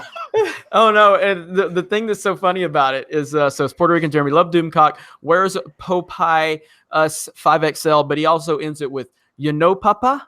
Papa. Hi, Papi. EVS is burnt out. EVS has been going since 3:00 in the morning. He's had an extremely busy day. That is why he's not here tonight. About 15 minutes before the show, he hit us up, and so we sent the bat signal out to Doomcock. And just like last time when we needed Doomcock, when I couldn't make it for the whole show, Doomcock is always here, and we appreciate him. So we hope EVS gets some sleep. He needs some sleep. You guys have probably been seeing on Twitter. I mean, EVS he's in it right now with his ComicsGate stuff. It is crazy. So I mean, he needs some rest. So we hope he got his rest. Mirror Jeremy says someone needs to make a Rock Jeremy account. Don't give him any ideas. That would be there needs to be a Rock Jeff account. He's the big Rock fan. So yeah. I think so. Mirror Jeremy, the most electrifying Jeremy. Mega Jetty 1, my vid for tomorrow, Jeff's best bets, geeks and gamers. Well, I'm looking forward to seeing that. Jedi Rider, when I rewatch Star Wars, I just imagine that TFA and TLJ don't exist. That's probably the best way to go about it. And look, I'll say this, and to go back to that point we were talking about earlier, I still love Star Wars, and they can't take that away from us. You know, we're just right now, it's a sucky time because we should be looking forward to the third part of the fucking trilogy, and we're not. And we're not because of identity politics and social justice pandering. because that's all Lucasfilm is worried about right now. That's it. And so, unfortunately, we're in that rut, and I made the video today, where I was talking about the Clone Wars and how I love the Clone Wars and I'm excited for season 7 of Clone Wars. But now this report comes out that Disney canceled it because it was too violent, too graphic. What? So moving forward, that doesn't excite me for the Clone Wars. I liked Rebels. It was fine. It was definitely, family friendly, and it had really cool high moments, but it did not have the depth or the consistency of the Clone Wars. So if we're going to get the Clone Wars Rebels style, I don't want it. So it's almost like there's nothing to be excited for with Lucasfilm and Disney and Star Wars right now. And so, Jesus, anyway. I hadn't heard that. Are you saying that they've announced that they're going to do the Clone Wars half-ass? I mean, all I'm saying is the report from the actor that played Boba Fett. He said that Disney canceled the Clone Wars because it was too graphic for their brand. And he said this at London Comic-Con last weekend. Where someone was cosplaying as Jeremy, by the way. There was a Jeremy cosplay at the London Comic-Con. Yes, awesome. Anyway, so when I heard about that, it immediately hurt my enthusiasm because I'm like, that's not a good sign. That's not a good sign. So I don't see how Disney's going to put on their streaming service, their Disney streaming service, something that they feel is too violent without dumbing it down. Oh, they were always going to dumb it down. Why do you think they hired back some of the voice actors? What was his name? James Arnold Taylor or D. Bradley Baker? One of those three named guys over the summer. I caught a lot of shit over me talking about the Clone Wars. Well, don't get too excited. It's Disney. And people are like, you're fucking lost touch, blah, blah, blah. Look, I hate to say it, but I was right all along. Daniel Logan, he knows what's up. These people know what's up. And these actors have come back to record new stuff. These shows are going to be altered. Go look at how shitty the animation was in that trailer. I always thought the Clone Wars looked great. Yeah, early on it looked rough, but it got better and better to where it became cinematic in its own right, and it was a fantastic show. But Disney, we talked about this on Good Morning Pop Culture again. The Disneyfication of entertainment is bad. This is why I'm so, Jeremy, especially I'm directing this at you. This is why I'm always so angry when Disney buys a company or Disney does a thing, because they're just going to alter and take away the soul of it. So everyone's like, oh, there's a Deadpool PG-13 cut. I can't wait to go see it. Don't see that movie, because you will show Disney that you'll go see neutered shit. You want a Deadpool movie with balls and action and all this other shit? Don't go see the PG-13 cut. Oh, but I love it. I got to support it. No, you fucking don't. If you love this shit, you'll avoid this to send a message to these people, because the Clone Wars, which wasn't even that violent of a show. I mean, maybe I'm a little different because I'm still fairly young, but I don't think anything in Star Wars is too extreme to show, I don't know, a 7-year-old. Maybe they won't understand certain themes and they'll get a little older and experience it and understand it more. But I don't think Star Wars is too violent in any way. It's not meant to be this nice, happy. It's not Disney princesses. You can't turn Star Wars into Disney princesses and get success. This whole streaming service, no rated R content, no this, no that. They're shooting themselves in the foot and making themselves irrelevant before they even put the product out. I know it sounds crazy and extreme to get so angry, but they always pull this shit on you. Before you know it, Disney is pulling the wool over your eyes and duping you, and it's never a good thing. Just remember that, folks. Well said. Well said. Let's see. George says, which show have you seen, Person of Interest or Into the Badland? I haven't seen either one. I've wanted to watch Person of Interest, but I haven't seen either one. Have you guys? Nope. No, I've watched Into the Badlands the first season or half the first season a while back. So yeah, I haven't really watched it. Okay. Observer Dude says a new Star Trek series should be set in prime timeline after Nemesis, about the return of the Borg when they are more advanced and deadlier than ever before. Yeah, I agree with that. I'll let the expert handle that one there. The first Jeremy's hat. Falls to knees, Anakin style. What have I done? So what have I done? Yeah, so that's the first Jeremy account right there. Yeah, you've created a monster. So congratulations on that one. Now we got fucking Puerto Rican Jeremy. All right, so is it wrong that that's my favorite Anakin Skywalker line? Just as literally, what have I done? As he looks around, he's like, shit. Sensei Mike, Jeremy, please share this with World Class and Doomcock. I hope to be on with you guys someday. My channel will be up soon. Thanks, fellas. Yeah, we got Sensei Mike over 100 subs the other day when he was being a super chat freak on the live stream. And so, yeah, I told Sensei Mike, I've had Sensei Mike on this channel before. He is definitely going to have me on his channel whenever he needs. I'm sure Jeff and Doomcock wouldn't mind throwing their support. I was saying I could throw out an invite, Sensei Mike, if you'd like. We're going to have a stream on the 1st of December, which seems like a far ways away, but it's not. We did a Halloween stream all day. We did like 17 hours straight. We rocked it out. We want to do it again, but we want to do something that everyone wants to watch. So we're going to actually do all 6 Star Wars movies in a row. If you want to come on and hang out and promote your channel, you're more than welcome to. And I'm throwing an invite to Jeremy as well as Doomcock. If you want to join us for a movie, shoot the shit. I know, Jeremy, you're super busy, so believe me, I understand. But people out there in the fandom menace, you do not want to miss that, because we're going to be doing that, like I said, Saturday, December 1st, 10 a.m., all day Star Wars. Right on. Fun. Right on. Gateway into comics. Check me out here. I release one video daily detailing my full process of writing compelling comic book scripts that shine and sell. ComicsGate. That's Gateway into Comics. John T. Net. Let's see. It's why Asus made a gaming phone that connects to keyboards and G cards. Mobile esports is a multi-billion-dollar business in China and growing. Like Jeff said, catering to China with Western properties is stupid. Yeah, I totally agree. And by the way, I just want to give a shout out to John T. Net and to you, Doomcock. When the news went public that what happened with me and my channel. You told some people about that on your live stream. John T. Net threw some support this way. I just want to say thank you to both of you since I have you both here right now. So, man, you're very welcome. And Doomcock, you've been, like almost every other day you've been checking up on me, and I've been giving you some updates on that. And I just want to say thanks, man. I really appreciate that. So, dude, anytime. Yeah, you're absolutely my honor. Jedi Writer says, Jeff, wait until you have to fight a cougar in Red Dead Redemption 2. Already have. I shot that thing in the face too. I want to play this game so bad. I am not a violent man. I have never been in a fight. I don't start shit, mostly because I'm a giant and people don't bother me.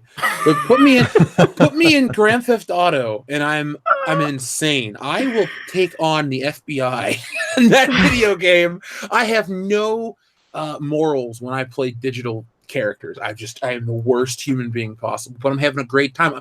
Go, folks, listen to my streams. Come hang out with me. I'm cracking up as I accidentally kicked a pig or as I ran over an old lady with my horse. Just terrible things I would never do, but I'm having a good time doing it in the digital space. That's right.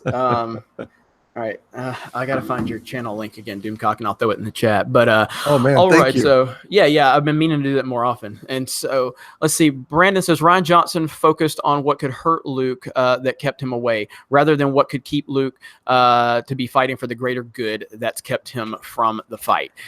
I mean, Rian Johnson focused on being a troll. So ultimately, you're right. But like Rian Johnson wanted to do this. He accomplished what he intended to do. Absolutely did. He intended to come in here, be a troll, be an asshole, and flip the script on Star Wars. That's exactly what he wanted to do. It's exactly what he accomplished. And what did Kathleen Kennedy do? She gave him a trilogy to reward him. That's who's in charge of Star Wars right there. That's all you need to know. Yep. That's all you need to know right there. Mm-hmm. Nicholas Glenn, did you guys listen to DC X Zone live stream? Doomcock's X Zone live stream, epic. I did not. When was this, Doomcock? A couple of weeks ago, I teamed up with a Nerdrotic channel, Gary Buechler, and we went ahead and did kind of like a old coast to coast AM kind of show talking about UFOs and weird stuff like that. I called it the Exo Zone, and we're probably going to do that off and on together.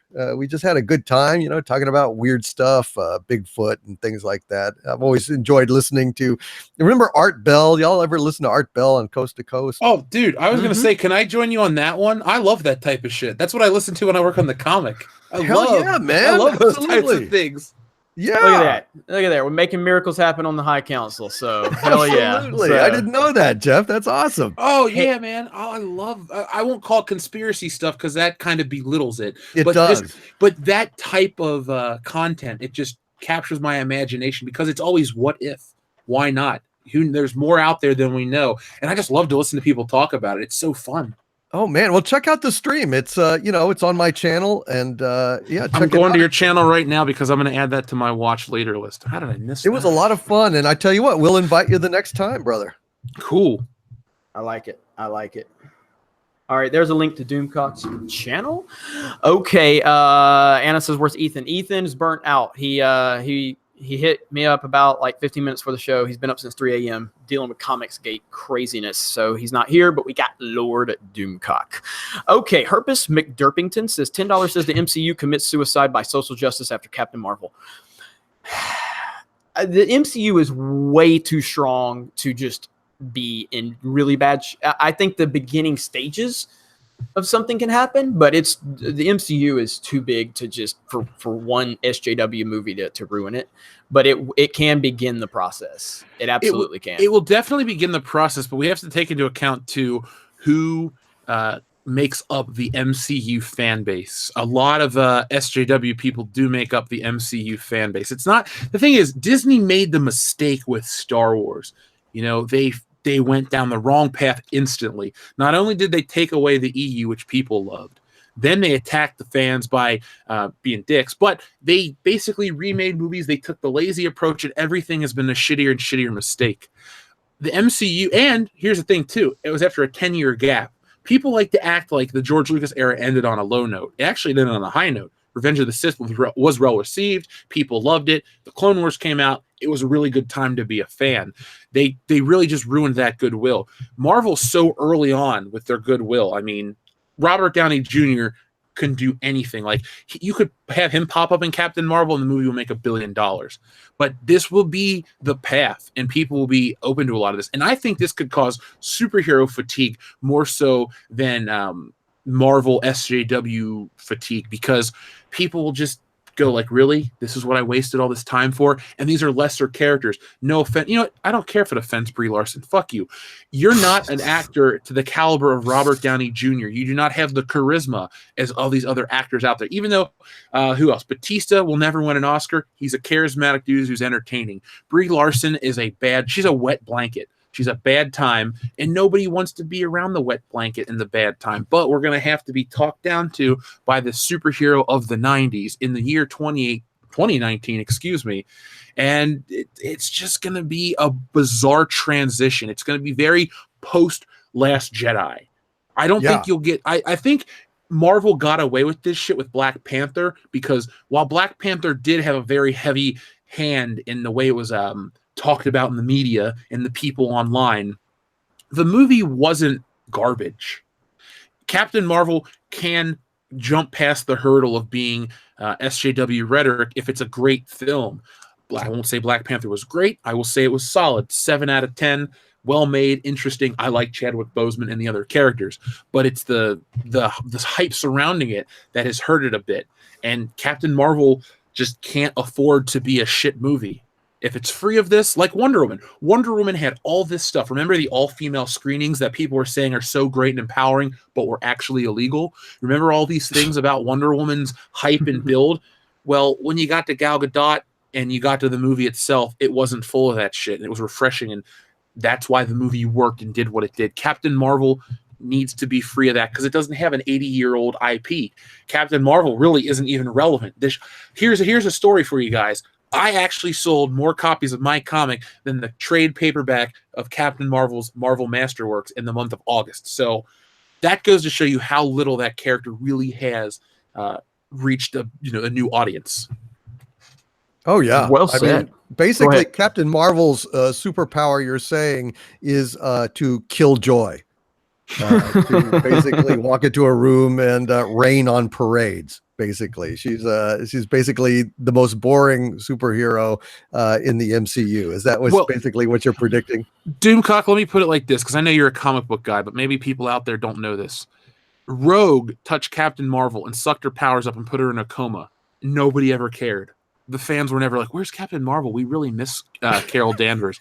They had Monica Rambeau. They've had other ones. But the one they're choosing is the new Kelly Sue DeConnick era Captain Marvel, and they think that it's going to empower people. but this is the first time that Marvel has really adapted and like such a fairly new storyline. The Extremis storyline had been out for what, 2008, so it took over like 6 or 7 years to get that on screen. Maybe more. Maybe it was 04. Shit. Maybe it was like 9 years. But this new reinvigoration, this new reinterpretation of Captain Marvel happens so frequently. All it is a short haircut and a bodysuit up to your neck. That's what the new Captain Marvel consists of.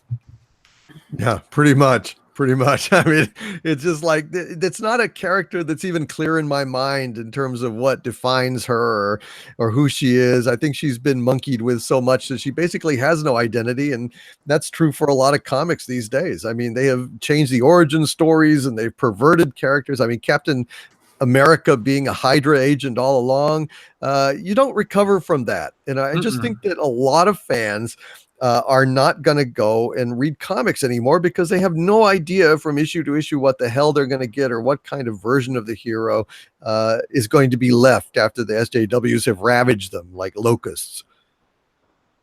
And these I was saying the companies always kowtow to these people that just bitch and moan online. I don't know why they're so afraid to just tell these people that are going to screech at them, no, thank you, we're not interested, or they just ignore them. But Marvel has chosen that bed to lie in. They hire these people, they prump up America Chavez and all these other garbage books that just don't do well.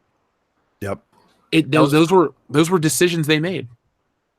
That was a good discussion. Off a $5 super chat. Good job, Herpus McDerpington. Good job on McDerpington. That. Yeah. So he gets a high five. He's really active over on World Class Bullshitters. Oh yeah.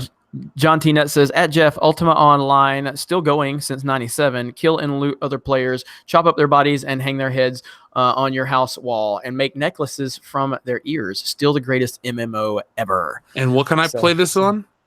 I've never played Ultima Online. I'm going to look this up because I might have to download it. If I can put people's heads on my walls, I'll turn myself into Craven the Hunter.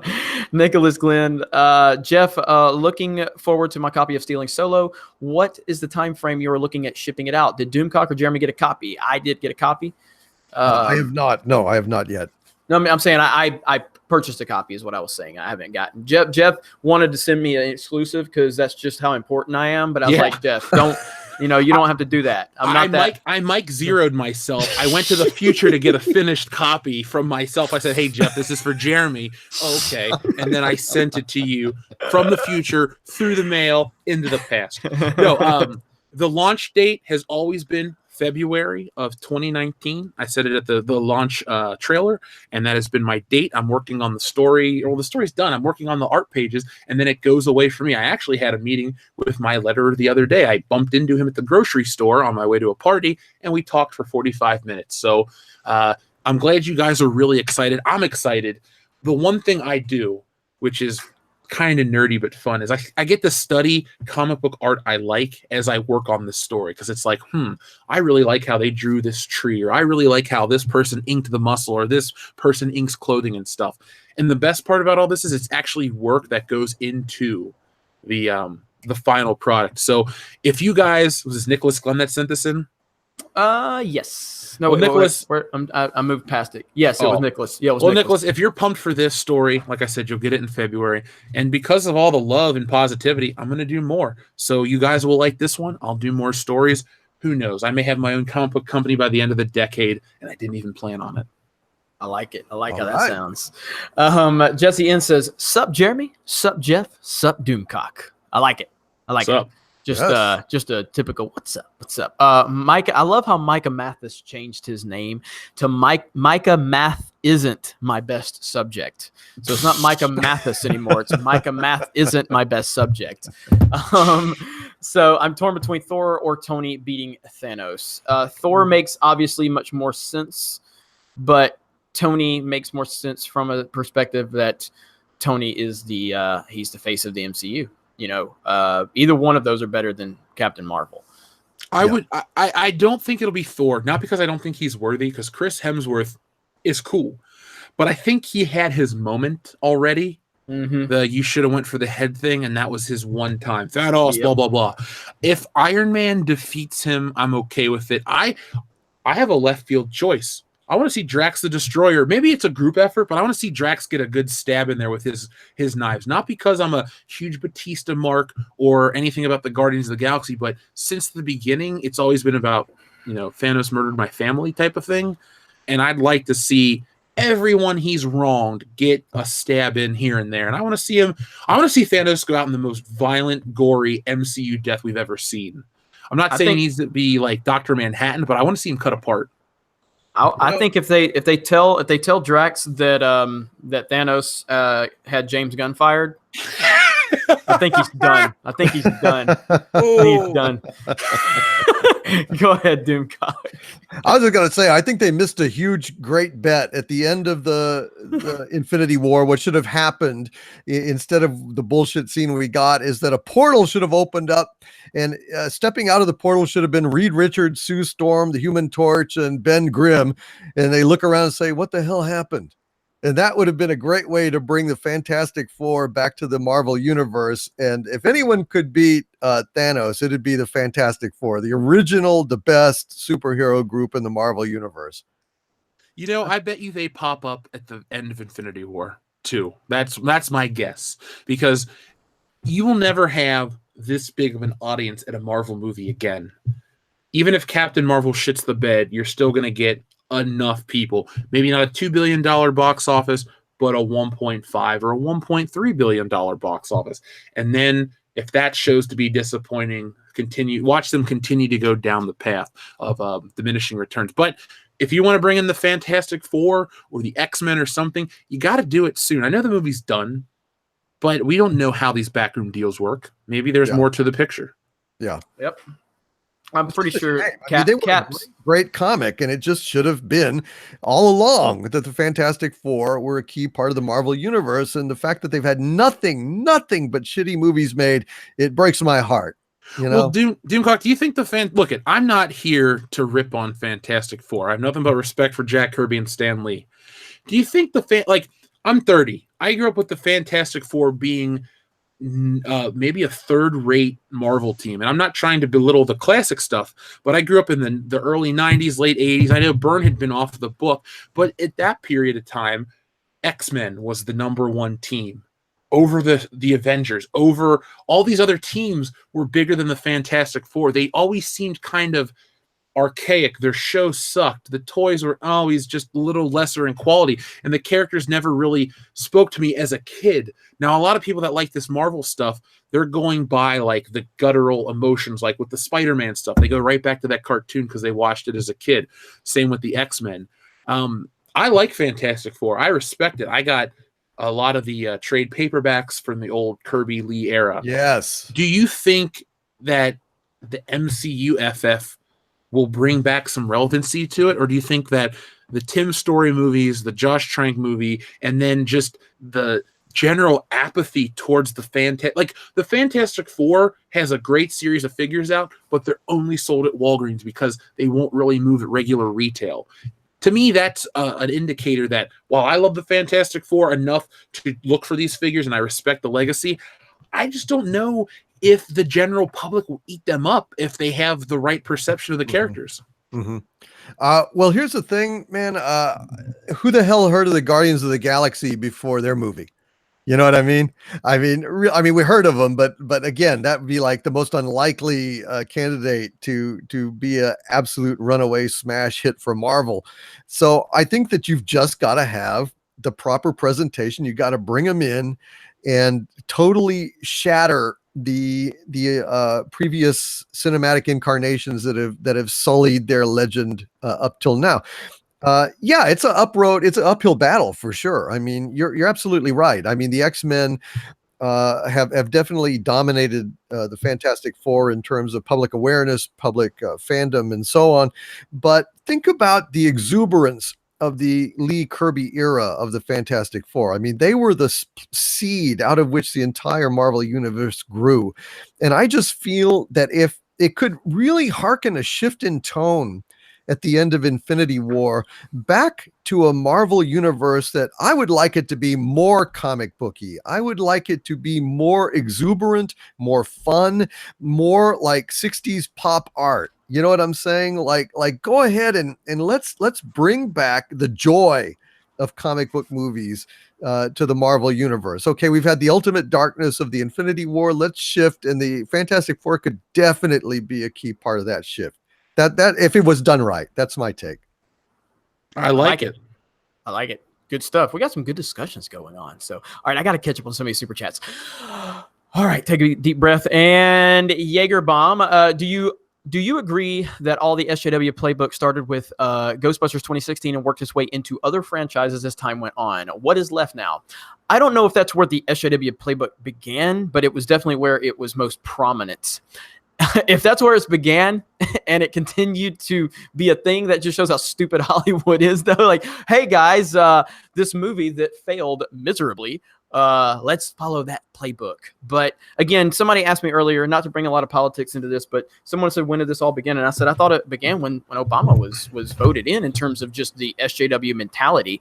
And in his second term is where I really think that really started taking place. And then obviously anytime that there's a Democrat or a left-wing agenda going on that's followed by Hollywood, or Hollywood picks up on it or whatever. And so I think that was where it all came from. As far as a movie goes, I mean, I don't know. What do you guys think? Do you think that was the first one that really? Oh no, we had that. I mean, with Force Awakens low key, but I think Gamergate was really the first time where a lot of this shit really took off. It really took off. So that was what August 2014. 14. So to follow up with your theory, that was during the his second term, but that's when Marvel really started to make a concerted effort to become whatever it is. It's not a good thing. It started with constant relaunches, and then it got really, really preachy. I think preachy was the first way I could describe.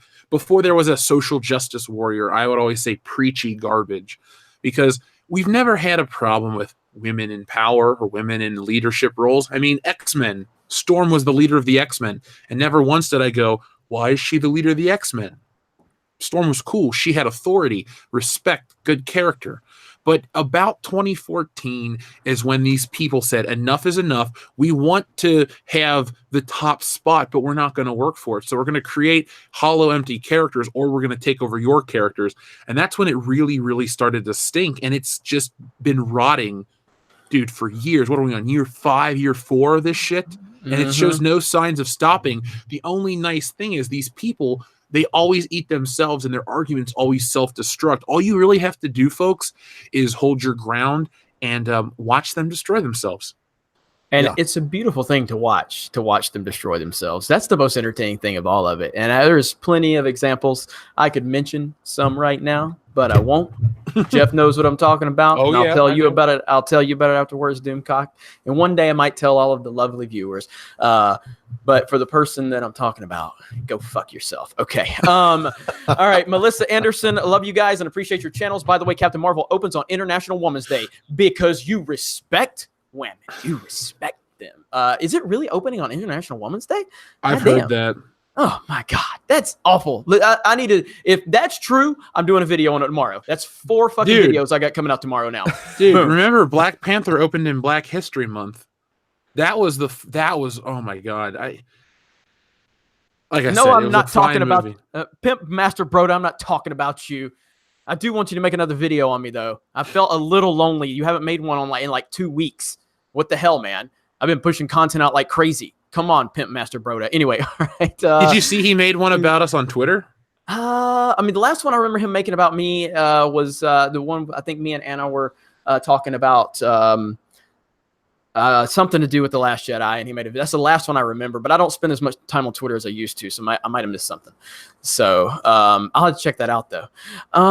Where we at? Nicholas Glenn, I missed the beginning of the stream. What happened to EVS? Also, Doomcock, did you get Spider-Man when you got Red Dead Redemption 2? Thanks for the friend request on PS4. Real quick, answer that, and then I'll move on. So did you get Spider-Man when you got Red Dead, Doomcock?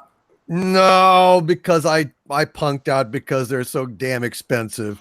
So I went ahead and just I always get games used. So coughing up $60 for the Red Dead Redemption 2 was painful, and I tried to get. I thought about getting the Spider-Man. I just couldn't bring myself to do it. You only got the basic Red Dead Redemption? Red Dead Redemption 2, yeah. Yeah, we got the deluxe edition here on World Class Bullshitters. I don't even know what that is. It's a metal box and a bunch of DLC codes. But I thought, well, because people kept super chatting me, Jeff, get the game, Jeff, get the game. I figured, well, maybe there's more content this early on. So when I stream it, people can watch. Look, folks, if you want to watch me ride around on a horse and like hunt shit and trip over people, great. You can watch it all day long. But eventually I do want to show you some story stuff. So Doomcock, you have to friend me. I'll give you my PS4 information. Friend me. I'll give it to you off air. Awesome, man. I will do it. All right. And yeah, so as far as EVS, like I said, he's been up since 3 a.m. He's been buried in ComicsGate stuff, and he just wasn't he needed to get rest, so we want him to get some rest. He probably ate a lot of pie too. Yeah, I was going to say he OD'd on pie. Micah Math isn't my best subject. Doomsday Clock is what you're referring to, World Class BS. Yes, it is. So, great loner. It's called Doomsday Clock. Again, it's the new Rorschach, and this is the son of the prison psychiatrist that died in Watchmen. Nicholas Glenn, I love G&G, but I thought Anti-Trekker made a fair criticism of one of your videos, Jeremy. I personally did not think it was a personal jab at you or your channel, and that's fair. I said I don't care. I mean, I don't take anything personal. Like I said, man, I do not take shit personal. People can make videos about Geeks and Gamers all day long. That's only helping us. So I'm not mad at Anti-Trekker for what he said. My whole thing was like, we're all YouTubers, and so there's kind of this thing like if you have a problem with you, like I'm a very accessible person. So if you don't like something I say, you can hit me up and we can talk about it. But if you choose to make a public video, I'm going to take that as a sign of disrespect. And not that I'm going to be personally disrespected, but how am I supposed to take that? You can hit me up on Twitter. You can hit me up on my email. You can talk to me in any capacity, but you chose to make a video. So in that respect, you make it public. Okay, I have to take it a certain way, but I'm not mad at all. So, but that was a while back, so it's not even that important. If Anti-Trekker wants to talk to me, we could talk. JJ, the High Council should consider giving Doomcock a permanent seat on the council. All hail Doomcock. That conversation might have already happened. I'm not saying it has or hasn't, but. Puerto Rican Jeremy, Jeff, we gotta do. God damn it, Jeff, we gotta do fan films 2 and comics fence. What the? All this is ran together. Fan films 2 and comics fence 3. You know, pa, like all that is together. Fan films 2 and comics fence 3. You know, pa. You know, papa. Like I don't even understand what I've created. Well, I don't even understand. Well, Puerto Rican Jeremy, yes, we do need to do fan films again. That's our friend Sketch Therapy. He is a super listener of the channel, all of our channels, big supporter.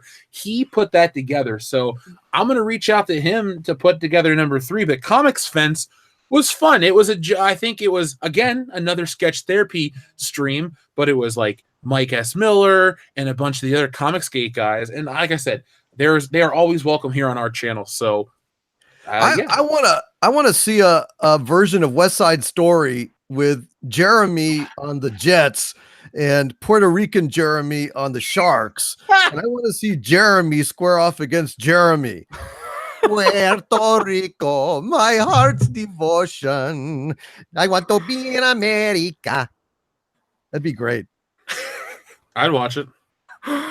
Shit. Oh, God damn it. I don't even know what to think anymore. Marlon Sebo, it will probably be Nebula to kill Thanos, to be honest. I'll take Gamora over Nebula. So I don't think Gamora's going to come back, man. Look, remember, he sacrificed her for Jeff, the Soul Stone. Don't fucking take this from me, okay? Don't take this from me. It's already taken, bro. Let me believe this, okay? It's Turbo, bro. That's why I enjoyed the Guardians of the Galaxy ride at Disneyland, because I got to see Gamora, and I was happy. So fuck you, Thanos. All right. The Concerned Westerner. Oh no, sorry. I don't respect women. No, women can't be in movies. I forgot about the narrative. So, sorry, NPCs. I forgot. I destroyed your narrative by being a fan of Gamora. And I'm a fan of her acting ability. It has nothing to do with how hot she is. It has nothing to do with that. Nothing. All right. The Concerned Westerner. The Last Jedi makes the end of Return of the Jedi bittersweet at best. I don't think it makes it. I think it makes it. I mean, bittersweet's probably the nicest way to put it. You know what I mean? It's just I don't even like thinking about it. So. Yeah, that's a little too kind. Yeah. It outright ruined the only person, and I hate to say it, but because of political reasons, is Princess Leia. I mean, and I don't take pleasure in saying this, but it's funny. They've gone out of their way to build her up as this wise, maternal character to Rey and to the Resistance and all this shit. But then Carrie Fisher passes away.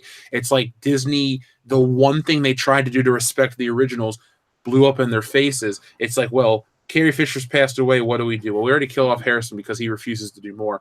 The one guy, Mark Hamill, who wants to do Luke Skywalker, we're going to kill him off too and demoralize him at the same time. Now it's just a job for him. His legacy will always be Luke Skywalker, but I bet you deep down he thinks, well, at least the Joker wasn't ruined. Yeah. You know what it's like? It's like The Last Jedi is kind of like you saved up your money to go get a hooker. And so, you know, you go and you finally got enough money. You go to see the hooker. You go in the room. The pimp shows you the room in a massage parlor, let's say. And the hooker's there. And, you know, you got a bad hooker. You know, it's just like, she's not hot, and you've already paid your money, and you're not getting it back from Bruno the pimp, or he'll kill you.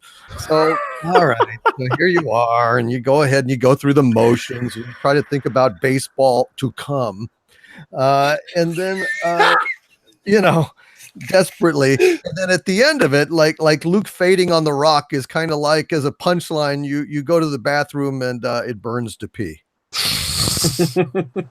So that's basically it. Oh, goodness. Last Jedi in a nutshell. Nicholas Glenn says, Doomcock, when are you going to do a live stream with Anna? When are you doing a live stream with Anna? I don't know. I haven't really gotten to that yet, but hopefully someday soon. Hopefully. He'll make it happen. Yeah. I'll see if I can make that happen for you guys. Edgar Cruz, I vouch for the new Rorschach. Let's see, Doomcock, is it DNC also likes it? Who's DNC? Diversity in Comics. Diversity in Comics. Okay, also likes it. Mega Jetty 1, my vid tomorrow. Jeff's. I read that one. Puerto Rican. Oh man, where am I at? All right, there we go. Puerto Rican Jeremy. Jeff, make sure Dion gets deadly. I don't know how to. Deadly Equine. Oh yeah. Oh, okay. You know, Papa. You got to get the you know, Papa. Wink, wink. You know, Papa. I figured out the secret identity of Puerto Rican Jeremy. Oh, I already know who it is too. You need to get a profile picture, Puerto Rican Jeremy. Come on, bro. Come on. I mean, you're slacking. David Cook, I just ignored Disney era Star Wars and just stick to the Legends books. Grew up with them and always will be my canon. Jeremy, I'm still salty. Hashtag Raw. Hashtag Mufflord. Hashtag Lord Doomcock. Well played on the hashtags. Let's see. Jedi Rider Jeff, who is your favorite and least favorite character in Red Dead Redemption 2? So far, my favorite would be Arthur, because is it Arthur? Okay, hold on. Is his name Arthur Morgan or Miller? Because isn't Arthur Miller the guy that wrote the Crucible, Doomcock? Yeah, Arthur Miller is the dude. I think it's Morgan. Okay, I keep mistake every time I talk to him. I'm like, Arthur Miller? No. Okay, yeah. I like the main guy because I'm not really far into it. I just keep fucking around. My least favorite character is probably, oh God, I save everybody. Like anybody I could kill off, I'm like, I'm gonna save them because I figured they'll come in handy down the road. I guess my least favorite character is probably the lady that constantly asks me to donate to the community box because I'm like, I'm the one out there getting shot. I'm the one saving people from bear traps. I'm not giving you my damn money. I'll go camp forever. I got a horse and a gun. I'm good. I don't need your shit, woman. Yeah, I know, but doesn't that screw you later in the game? I give her 3 cents every time I go back. Is that it? Yeah, I don't like this. I don't like having to be part of the camp and having to donate. I don't know. I'm curious to see how these mechanics play into Grand Theft Auto 6. I know everyone's enamored with this game, and I love it. It's great. High scores from me. But I really am more focused on GTA and how crazy, but how immersive the next one will be. Yeah, be interesting. All right. Nicholas Glenn said, I bring people together. LOL. Yes, you do, Nicholas Glenn. We appreciate it. Basil says, Doom Thingy. Doom Thingy. Samuel Aragon says, Marvel's pulling a DCEU, rushing for woke points. I missed a story where whatever his name is that runs Warner Brothers was Kevin talking about Tsujihara? yeah, where he was talking about diversity is good for business. I should have done a story on that and I missed it. So hell, I'll add that to the list. Maybe I'll do 5 videos tomorrow. Okay. In fall 1403, it will be the Hulk. Thanos will kill Black Widow and the Hulk will lose it. That might happen. Dude, I the first time I saw Infinity War when the Hulk got his shit pushed in the beginning of the movie, I went, "Oh my god, what's gonna happen at the end of this movie?" Yeah, no, I hear you on that, man. I was like, "What is going on?" Real quick, let me see. Jesse, do you think that SJW Marvel will quadruple down if the Republicans both win both the House and the Senate? Senate is in the bag. They're not going to win the House, so Senate's done, but they're not going to win the House. I don't think. I'm pretty sure the House is going to the Democrats. But if they did, hypothetically, oh yeah, they'll probably lose their mind if Republicans took the Senate and the House. But I don't think they're going to take the House. So they're going to think they're going to say this is a victory for all of humanity. Orange Man is bad, all that good stuff. So they're definitely going to be freaking out if they take the House. Mega Jetty 1, if I can get 1,000 subscribers, I'd appreciate it. Well, go subscribe to Mega Jetty 1. You guys know he's been working hard on a lot of different projects and got his channel up and running, and we're happy to see that. And that's how we are here in the Fandom Menace, man. We want to see all these creators, rise and get some traction. So, we're happy that you're getting some things going, Mega Jetty. Nicholas Glenn, do any of you guys have any hope for Indy 5? No, I don't. Indy 4 broke my heart. If you think I'm pissed about Star Wars, meet me from 10 years ago. Fuck. Well, I hate to be a dick, but I am a super villain, and I'll say I'm very pleased that I applied my principle to Crystal Skull and did not see it. Never have, never will. Nice. I would trade lives with you right now. That movie wiped from my mind, dude. No way. Oh man, that's good. Smash the melee button. We're almost up to 500 melees. I have not been pestering you guys to do that tonight. So smash the melee button. I think we can get over 500 easily. And I appreciate that. We all appreciate that. Jaeger Bomb, would you all be willing to read a fan's novel? Glad to see you are all putting your money where your mouths are and creating your own content. I'm not a book reader, but I've had a few books read or not sent to me that I am going to try to read because it's all about time. Time is my biggest enemy right now. I have such little time to do anything. I finally started playing video games again just to kind of get away from work. I've been playing Titanfall 2 and Battlefront 2, and that's the first time I've been able to play games in a long time, and it's actually helped me to get away from all the craziness I'm involved in. But yeah, I mean, I'm sure if you guys have anything you'd like to send us, I mean, I have a PO box. I don't know if you guys have anything. Yeah, I just set mine up this week. Yeah, you can send us stuff to World Class BS Show, PO Box 5069, Cincinnati, Ohio 45205. And I have a PO box too. You can send stuff to Master DVD at box 200337, Austin, Texas 78720. There you go. And so if you got anything you want to send it their way. Don't send any like poop in a bag though. We don't want that. No. Cotton candy hair Jeremy. How does Campy have a fancy studio and you guys don't?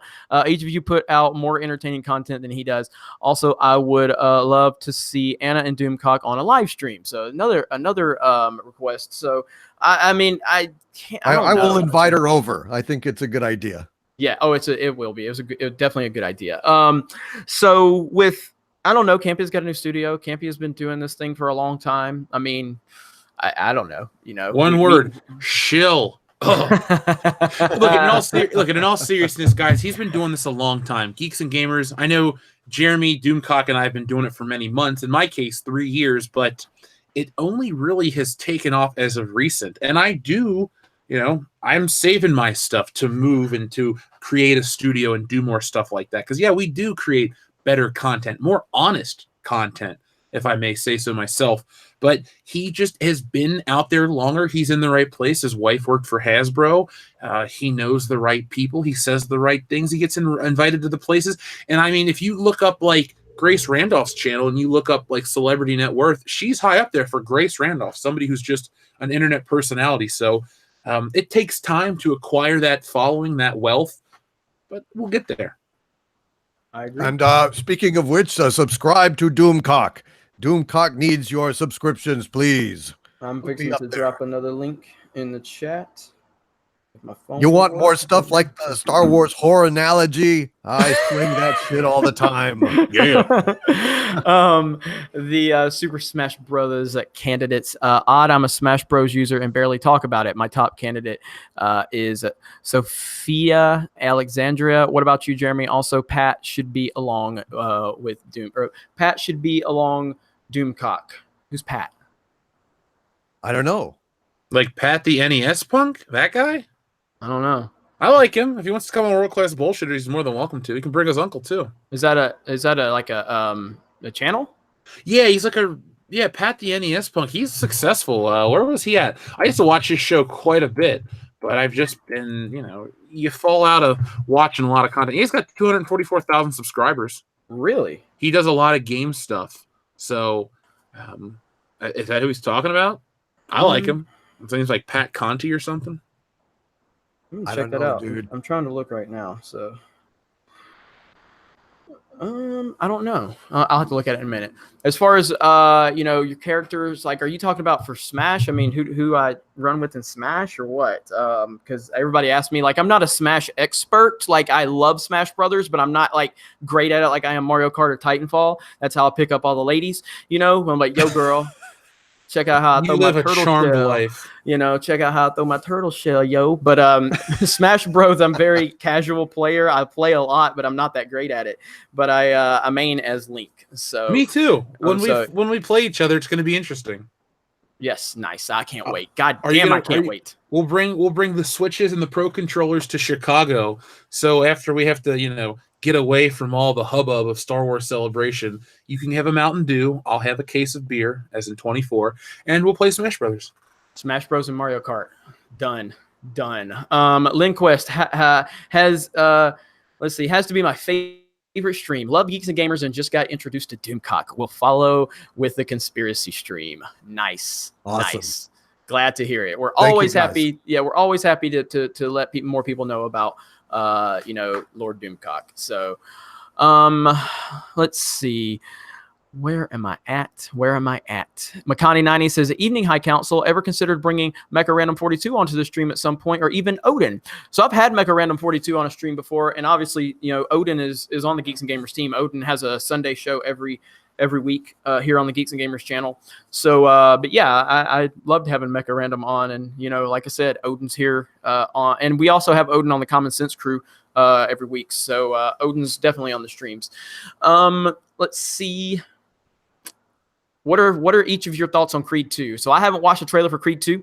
I enjoyed Creed 1. I thought it was great. But I don't really watch trailers unless I'm going to do a reaction for the show, or if I'm in, the theater and I just have to watch it. So what do you guys think about Creed 2? I saw the trailer. I like it. I think it looks interesting. Having the return of Drago and Rocky as the coaches, and then having Creed fight the son of the guy who killed his dad. Golden. I think it's can't miss, really. I didn't watch all of Creed 1 because I don't like Michael B. Jordan that much. Yeah. But from what I saw, it was fine. I like it in theory and concept, and from what I've seen from the trailer, like, I have a new level of respect. Like, people that get into that kind of shape for these movies, that dedication, it's probably going to be a damn fine movie. I'm not excited, but I'm not angry that it exists. It's a movie that if I'm with a group of people and they're dying to go see it, I'll go watch it. Or if it's on Netflix or Hulu or something in 6 months to a year, I might, I have a copy of Creed 1 sitting around here. I might pull that out and then watch number 2. Yeah, I haven't seen Creed 1, but it looks really good. And the problem is I haven't seen the last, Rocky Balboa or Rocky 5. I forget which one is which. Balboa's number 6. Okay, so I need to see all of those before I see Creed. I love Rocky. I think it's a hell of a series. I've loved every single one of them, and so I'm looking forward to it. It's just time, we're YouTubers. We just, Jesus, it's hard to find time to watch things that we're not going to actually review or work on, Preach. Speaking of preaching, Melissa Anderson says, Jeremy, the release date is true. Oh, blessings for the Jet by the way, to carry you. And then Jeff and EVS to Chicago. Oh, I got you. So praise Melissa Anderson. This is Jeremy Osteen. It's been a fabulous night here in the Super Chat. There's been a lot of dollars flying.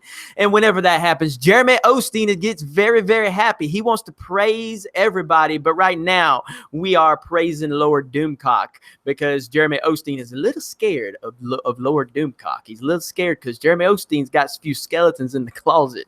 He don't let his congregation know about that. But anyway, Wamin, how about that? All right. Well, you should be scared of Doomcock because a Doomcock has a direct line to the Lord. Back to you, Chet. Oh man! All right, I was gonna do NASCAR, Jeremy, but I'm gonna try to move through super chats. Mark C. Hail Doomcock. Please see Blade Runner 2049. It was possible to create a perfect sequel. Villeneuve did it. It was an amazing film that honors the first. I haven't seen it. So. I don't think so, man. I just I know it's artistically good. I know it's a good movie, but they said some shit about what happened to Rachel, and of course, Deckard's fate is kind of decided there. I just don't think it's worth polluting my memory of Blade Runner. So did you always think that Deckard was a replicant? Oh yeah, definitely. Don't you? No, I never read into that. I mean, there's so many things. I mean, in the opening, I don't know if you saw the original cut with the narration, but the opening lines that he says is, they don't advertise for killers in the newspaper. That was my job. Ex-Blade Runner, ex-cop, ex-killer. And then he goes to get some noodles and he says, sushi. That's what my ex-wife called me. Cold fish. So he's a guy that's never had much emotions. They knew about the unicorn in his dream, his vision. That's what that cellophane wrapper unicorn origami means at the end.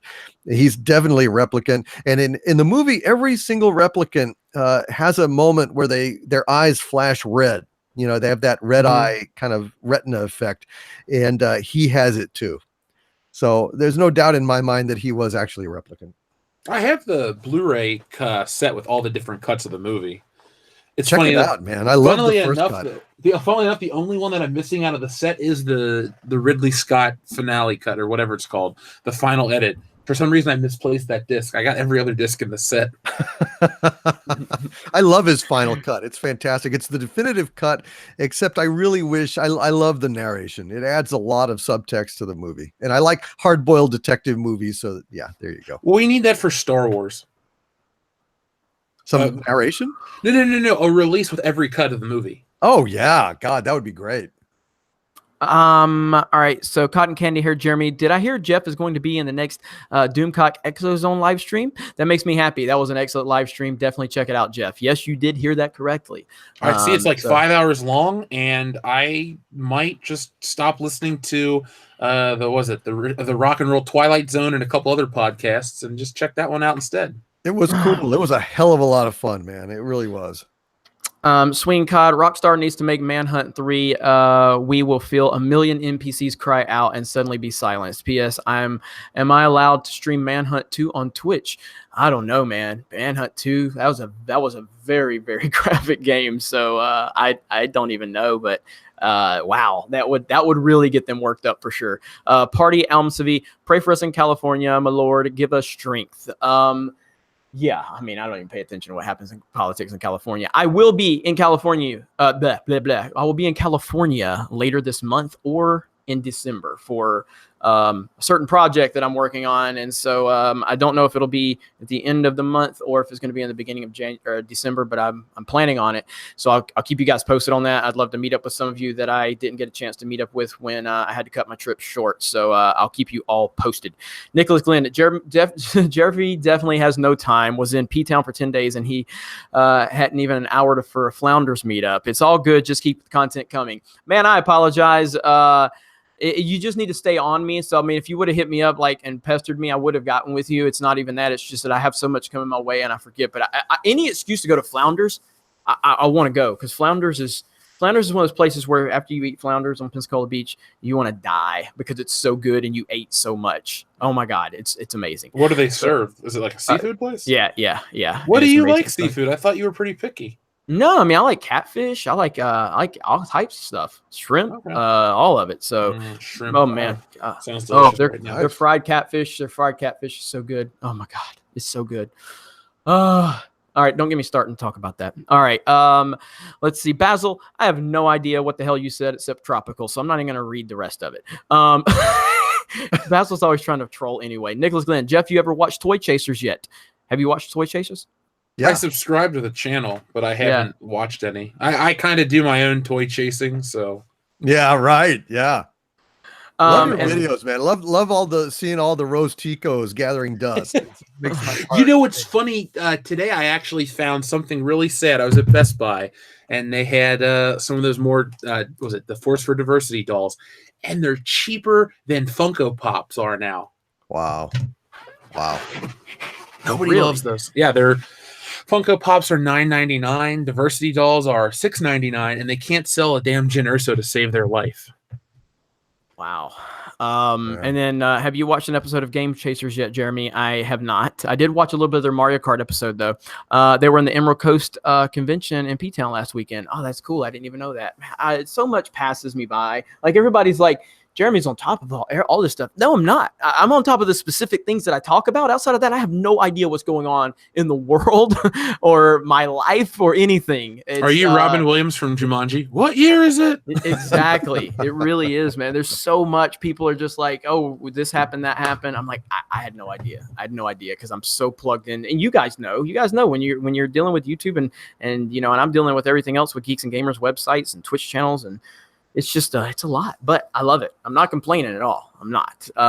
The Super Smash Bros. Candidates. Let's see. So she's from Soul Calibur. Right now, she's my favorite character. The Sophia Alexandria. Right now, she's my favorite character, or my favorite pick for Smash Bros. Now that Mega Man is in, but she's not quite as popular among people. And I meant Please Rewinds Pat. Oh, Please Rewinds Pat. We've had him on, didn't we? Yeah. We had him on the High Council. Yeah, I listened to his videos. I like Pat from Please Rewind. Sophia from Soul Calibur, she's okay. I like Ivy for obvious reasons, but we won't get into that. Yeah, I heard that. Yeah, I love Soul Calibur. They had Star Wars characters in them. Had Nintendo characters in them. So I have Soul Calibur on the Dreamcast. So dude, yeah. Soul Calibur 2 for the GameCube was the best because it had Link. Yes, it did. Yes, and he was one of the best. If you could figure out how to fight with him, he had the only projectile weapons in the game.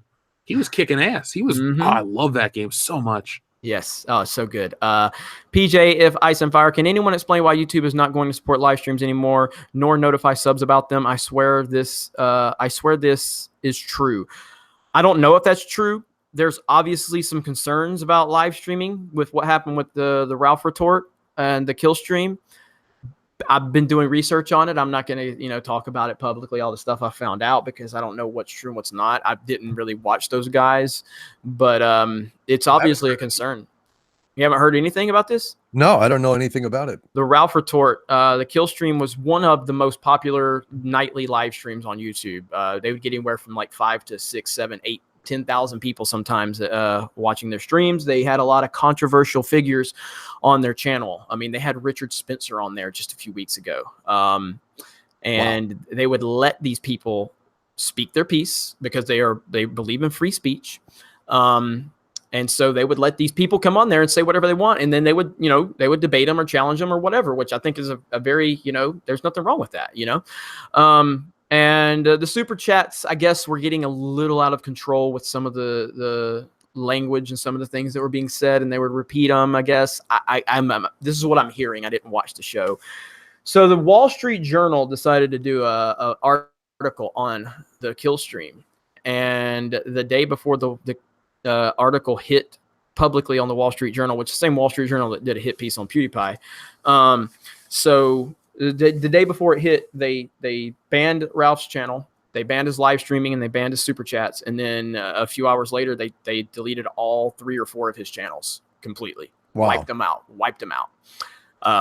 He went on InfoWars the next day, did an interview with them. And so, again, I don't know much about these guys. I mean, I know of them. I know Jeremy from the Quartering's been on there. I'm sure EVS knows some of these guys. But, there's this new rule about super chats with, them monitoring super chats, and if there's something offensive that they deem offensive, that they will not let the creator have it. Also, on the Ralph retort, they always have the kill stream, but they did something called the heal stream, where they did a charity stream, and they raised $27,000 for St. Jude's. That was all returned by YouTube. YouTube returned everybody's super chat, would not let it go to St. Jude's. So because of the source of where it was coming from was deemed as, like, I guess, something they didn't want to be associated with. So that's what I know. I don't know anything else. Like I said, look, if YouTube would just show us where the line is, at least we would know. Yeah. We don't know what the line is. Yeah. And that's the frustrating part. It's YouTube's platform. They can do whatever the fuck they want. We're not forced to be here. We're here because it's the biggest platform on the internet, and it offers us an opportunity to have, a following and get our word out there.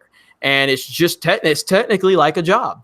It's technically like working for an employer, and YouTube offers us a platform that lets us speak our minds and get our voices out there. So we have to operate within their rules, but they don't tell us what the fucking rules are. So how are we supposed to know? Like, if I don't know where a line is at, then I don't know if I'm crossing it or not. That's all I want to know. I just want transparency. Yeah. So that's all I know about it. Jeff, you got any thoughts on it? No, I heard a little bit about it. I don't really get into too much drama. The only reason we were even mentioned in the Mundane Matt drama was because he mentioned us, and then it kind of all, bouldered downhill. One thing I want to say that I've noticed about YouTube, since we create content all the time, it's like a lot of the people that I watch, it seems like everyone's YouTube is down overall. You may grow as a channel, but it just seems like videos aren't getting watched, notifications. I don't get notifications for anything, and I have them all turned on. Like, something's up with the platform, and I think they're trying to either demoralize people and hopefully think that they go somewhere else. But it's just like there's like something happening. Is there something big coming in the future? I don't know. But you're right, though. I do want to know the line. I mean, at least for personally, like when we talk about stuff on Good Morning Pop Culture and the videos and the stuff we do, I always try to take the Batman the Animated Series approach, and I try to wrap up a message in a funny, insightful way that makes you think. So a computer that tries to decipher the text and maybe, look for keywords isn't going to pick up on it. There's just so much going on right now. But at the same time, Doomcock, you understand this too. Like, barely anybody's on YouTube right now. Is there another platform? Is YouTube trying to make themselves obsolete so they can get away? Or are they trying to get in bed with ABC and the Jimmy Kimmel show? There's a lot of stuff going on right now, and I'm confused as a creator. Yeah, me too. I don't know what the hell's going on. I don't get why, I have, 10,000 subscribers plus, and, my videos will get, 3, 4, 5,000, views. It's weird. Dude, it's just, I don't know. And some of my videos are getting like 9. And the weird thing is, like, people are sticking around, and a lot. And like here, I think it's something to do with, I guess, the live streaming underneath it all. Maybe the live streaming, YouTube doesn't get as much because YouTube takes a certain cut of your videos and they take a certain cut of your live streams, which is fine. I hate to roll over and take it, but I mean, it gives us an opportunity that you would get nowhere else, literally, in the world. But maybe they don't like you making the super chat money. Maybe there's like a reason why. But I know that I produce content more now than I ever have. I have shit out every day. For those listening, if you think there are days where I don't put out content, every morning is Good Morning Pop Culture, and I try to put out a video or two a day with, on top of that. But it just seems like YouTube is maybe not suppressing me personally, but as a platform in general. Like, unless you're in a certain part of the algorithm right now, you're not reaching your audience. I mean, I'm not reaching 80% of my audience, and that's not a bitch. I'm not like at home crying my eyes out. I'm having a great time doing the content that does reach people. It's just bizarre, and it's very noticeable. Yeah, it really is. It's perplexing. I think if you are a fan of us or our channels, check frequently. You may not get notifications. I don't know what the hell's going on, but you know what? Work hard to thwart the algorithm. So that's my take on it. Dude, I'll put it like this. I'm here every day. World-class bullshit. Every day I got a show. If you're on your way to work, on your way to school, it's very interactive. It's very fun. Believe me, lots of people in the chat know. But my friend Dustin, who used to be on this channel, he's like, have you not put out a video in months? And he goes to show me a screenshot, and it says I haven't put anything out in 3 months. I think a lot of people, either there's something broken. A couple of months ago, there was a hack apparently. Just something's up with the YouTube code. Yeah. It's it's frustrating for sure. So I don't know what's going on with it, but that was a good question. So let's see. Jeff enjoyed your Halloween stream, but what sorority were those girls part of? Oh, and come to baseball as well. Hail Lord Doomcock. That's Ketracel White. You know who that is? No, I know the person. Yeah, I'm glad you guys enjoyed the Halloween stream. That was a Nick choice. I basically wanted to watch a TNA flick because he knows the director personally. So, I mean, I'm never going to turn down a TNA flick, but it was a shit movie. And here's the best part. You know, sometimes you robot out on a stream and your voice sounds funny. Yep. Our friend Nick, he's like, 1 minute he's talking, he goes, and he starts talking like that. I laughed so hard I got a headache. So if anyone wants to watch a stream where I get broken, go watch the first part or part 1 and about the 6th hour mark, and you'll hear that. Wesley Smith says Thanos will be banished into Chuck Wendig's mouth. Makani90 says, I look forward to all the content you guys will produce during Star Wars Celebration, Captain Marvel, and Episode 9. 2019 will be the year. I agree. We got a lot of opportunity coming up, so I'm excited about it. Imagine that shit. Huh? We just got to seize that shit and make it ours. Yes. Demajanai, N7 Day is in an hour. They are allegedly mods for Mass Effect 3. Think about that. A 2012 game getting more love than Mass Effect Andromeda that came out in 2016. EA dropped the ball. Oh, yeah. Andromeda was a major disappointment. And such a beloved series, and they effed it up. So the Super Smash Brothers candidates, yes, but I want to see Pat alongside Doomcock here. We might can make that happen. We'll have to talk about it, but we definitely appreciate the recommendation and the clarification on who you were talking about. So. By the way, Pat almost got screwed over by YouTube. A bunch of people reported his videos, and thankfully YouTube came to his rescue. I felt really bad for the dude. Well, I mean, that's good. Yeah, and all I can say, and people are going to accuse me, whatever, I don't care. Look, I had to work my ass off to get in contact with YouTube. It took an act of Congress to get in contact with them. But once I've gotten in contact with YouTube, and it's all about how you deal with them, I went full like customer service Jeremy on them. Like, hi, how are you? Thank you so much. And blah, blah, blah. Like, I had to be super respectful of them, but they have been in constant communication with me on this whole situation. So, moral of the story, don't be an asshole, and they might talk to you.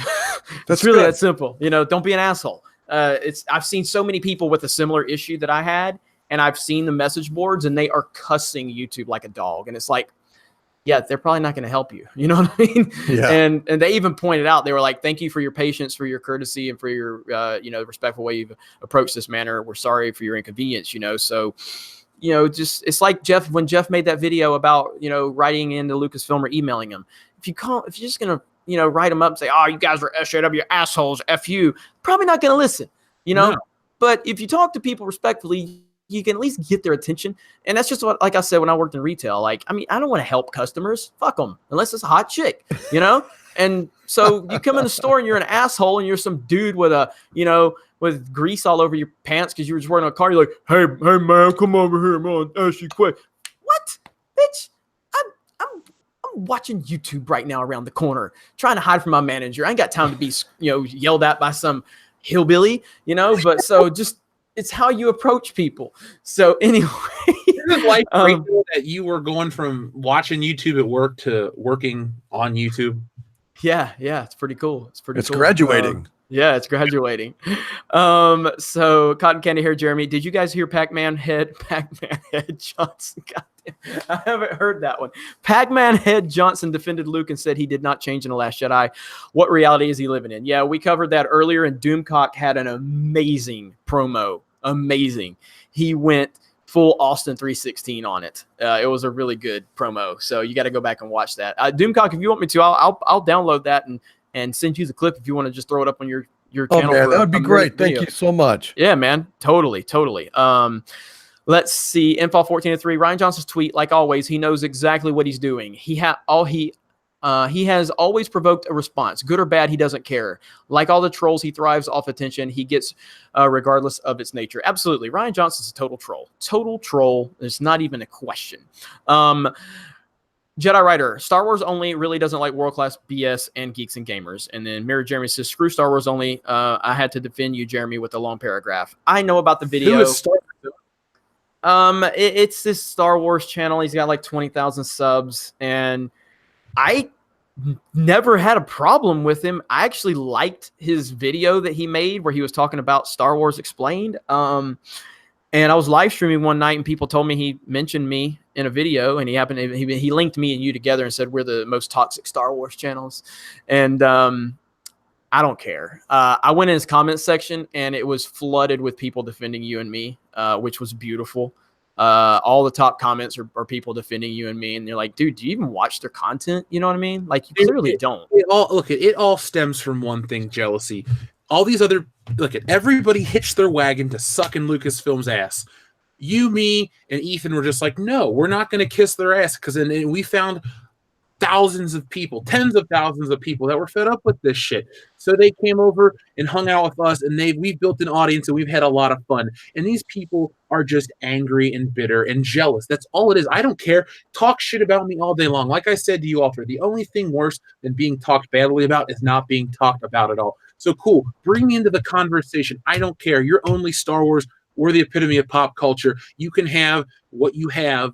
We can do what you do in a week and a day. I mean, I'm not intimidated by this dude. I'm not intimidated by any YouTube channel. It doesn't matter. Let them have their moment in the sun. They got the super chat message out. People are going to check out the channel, be disappointed, and come back to us. I already knew that. Yeah, that's a good point. Well said. Mm-hmm. No, I've known about it, and like I said, it's just you just don't pay attention to it anymore. The only reason I'm talking about it is because you asked me on a live stream, and that's kind of one of the things that's like when Anti-Trekker had brought up, somebody asked me about it on a live stream, and I answered it, and they used that clip in the video as to like my response, and it was like it was taken out of context. Like, I wasn't talking about you. My audience paid money to ask me a question, and I answered it, but it was posted as I was just making a response video. That I didn't like, because that was distorting the truth. So I'm answering my audience's questions. Outside of that, I've never mentioned Star Wars only on Geeks and Gamers. I have no desire to, but if people are paying their money to ask me a question, I'm going to answer it. You know what I mean? So that's the super chat, man. Yeah. And so that's just what it's all about. So, but yeah, so it's cool. Like I said, man, these channels, I've never seen such jealousy from a group of people as I've seen with YouTube channels. I don't understand it. Again, if any, like I told Ivan the other day because of his Last Jedi trailer, I was like, dude, your channel's about to hit 30,000 subs. You've gained like 4,000 since this trailer hits. And I told him, I gave him some ideas for some things I think he should do. I said, dude, you do this, you'll pass Geeks and Gamers.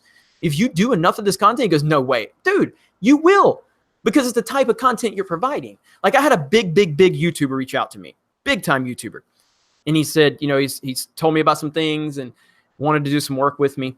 And I just said, why wouldn't you do this on your channel? And he goes, my channel is built for something entirely different. Your channel is built for audience engagement. People want to talk to you. You talk back to them. You have a rapport with those people. My channel is not about my personality. My channel is about other things. You know what I mean? It's not about my face and me talking to my audience. You have a stronger pull based on the type of content that I would like to create. I thought that was kind of interesting. You know what I mean? And this channel has millions of subs. But like with Ivan, I was like, if you keep doing edits, like do old school edits of like trailers and update them and stuff, like you kill it. You kill it. It'd be a different audience, but you'd kill it, And I don't care. I don't care if anybody passes this channel. I don't care. And I don't know why other people care. Worry about your audience, make them happy, and they will support you. You blew up recently. Congratulations. I've never once been jealous of your success. You know what? We're all part of a bigger picture, and it helps everybody to succeed. I say this about everything. When everybody wins, everybody wins. Everybody can succeed. You don't need to be that one asshole that tries to bring down everybody else because you're insecure. Yeah. And I just, the jealousy from other YouTube channels has been crazy. And again, man, we're all in this together. We're all dealing with YouTube, and we should all be on the same team, and all trying to figure it out and work together from that perspective. Like, who cares if we have different opinions? Spoiler alert, that's life. Everybody has different opinions. If Doomcock can accept me as someone that likes J.J. Abrams, then everybody should be able to accept everybody. So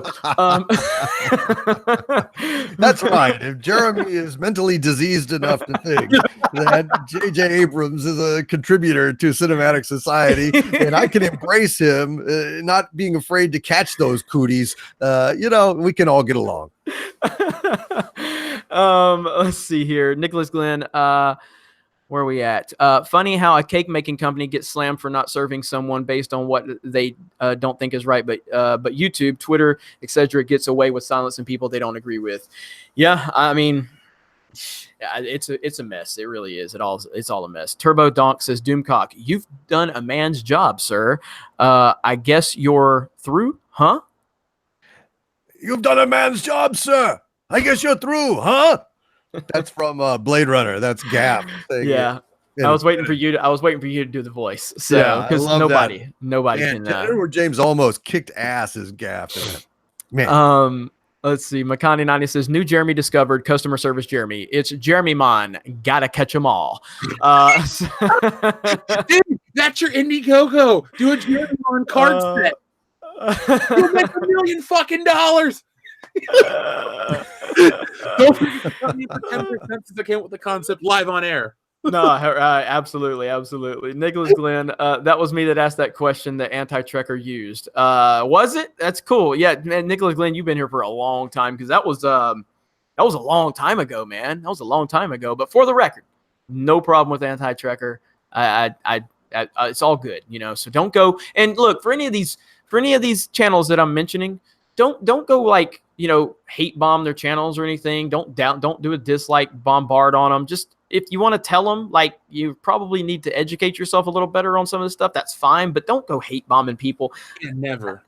I don't think that's helpful. I don't think that represents the community properly. And but a respectful, just, hey, you might want to check this out. You're probably listening to a lot of people that are having their distorted opinions, something like that. I don't have a problem with that. So it'd be nice if other people took that approach, because this garbage is what ruined my relationship with Retro Blasting, because he got so much hate because people who don't watch my videos said we were something that we weren't. And that was like the greatest crossover, no offense, guys, ever. And people just bombarded him with bullshit and garbage and hate and lies, and it really ruined a good thing based on the fact that people don't watch this. People that they like are jealous, so they lie and make up stuff about that, and it ruins people's lives and friendships and possible channel building. So these other negative channels, don't give them the time of day. Do what I do. They don't exist to me. I don't subscribe. I don't watch their shit. Millions of other people don't care about them either. This is very true. Proper Jeremy's here.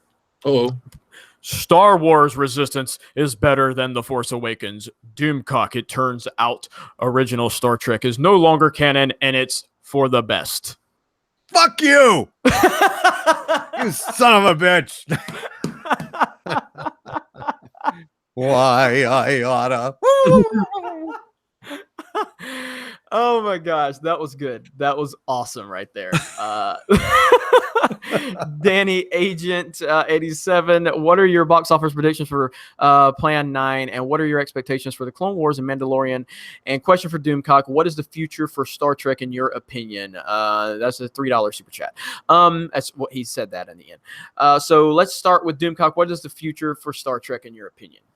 It's doomed. It really is. It's just dead, man. The only hope is if they completely discard Star Trek Discovery, disavow it, say it was in a parallel universe, and apologize, and then hire fans and get this bad robot leech off of their body, because Bad Robot is corrupting every single Star Trek thing that they do, making it 25%, at least 25% different. And 25% less Star Trek is not Star Trek. So I have no hopes for the future, really. And as far as box office predictions for episode 9, like I said, I'm shooting for the 750 to 850 range is where I'm at with it right now. I don't think it's going to make over $1 billion. Expectations for Clone Wars and Mandalorian, I'm cautiously optimistic for both. Probably a little less optimistic than I was 2 days ago because of the news about the Clone Wars being canceled because it was too graphic when Disney first took over. And so Jeff? Under $1 billion, I'll say 800 million. And I say we see historically low grosses in, I guess, the eastern part of the world. That's when we guess a China, Japan, just low turnout rate. Really, it'll be reported on for being that bad. Clone Wars, I think a lot of people will get hyped up for it. But again, we found out last week, it's too violent for Disney's liking. So they're going to neuter it. And people are just going to be kind of pissed off eventually. It'll be like The Force Awakens. Disney has the innate ability to play on your emotions. You're all excited. OMG, Clone Wars is back. Holy shit. You'll be excited. You'll buy the play service. You'll watch it. You'll watch the old stuff. You'll watch the video. This isn't that good, but Disney already got your money. So that's what will happen there. And then with Mandalorian, it's going to be just garbage. It's just going to be more garbage. I wanted to be excited, but it's Disney. It's current Disney. We have weirdos with telephoto lenses taking pictures of stormtroopers. You can see what they're going for with the nostalgia, but they can't just give you the nostalgia. They got to infuse it with their garbage. So be prepared. Yeah, I agree. I think it's going to be close to 800 million. I think that The Mandalorian is going to fail largely because it's going to be behind a paywall. And, I don't think it can be good under Kennedy. Even if her influence has been minimized by Iger, it's still the infrastructure that she built. I just don't see it getting good. I think it's going to be messed up, and definitely episode 9 is going to absolutely fail overseas in China, in the East. I think it's going to be out of theaters in 2 weeks. Dude, the Last Jedi left in a week and a couple days. Yeah. It's doomed. It's doomed. Let's see. Scouts of Entertainment says if it gets to Playboy Bunny Jeremy, I'm out. So am I. Don't worry. I'll be gone too if that happens. Todd Rector just joined. What's the topic? We're about wrapped up. So we've just been covered a wide range of topics.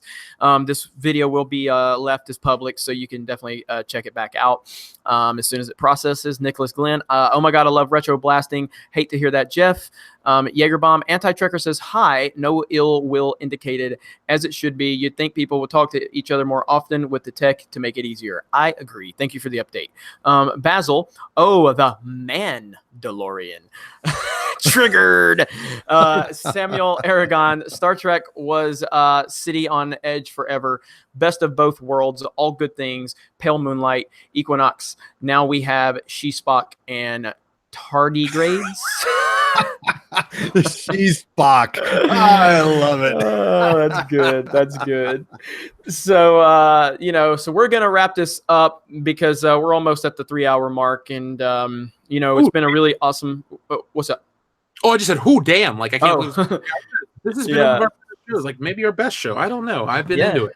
Yeah, no, it's been awesome. And so it's just flowed right along. I mean, obviously we missed EVS. I know we probably missed hundreds of viewers without EVS, which is awesome because EVS he's a live stream king, man.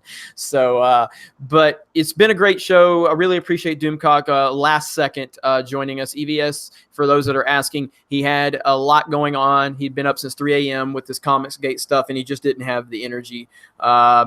Truth be told, he probably just had too many pies, but he didn't tell us that.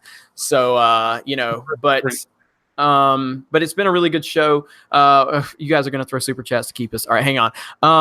Jedi Rider, great show tonight, guys. And now I'm going to go play some Red Dead Redemption 2. See you next week. Thank you, Jedi Rider. John T. Net, again, thank you for all the support, John T. Net. Playmate Jeremy is fine. Let's see Victoria's Secret, Jeremy. Sports Illustrated swimsuit, Jeremy. Penthouse pet, Jeremy. Vivid contract, Jeremy. I just threw up a little in my mask. That's messed up. You can't do it on YouTube, guys.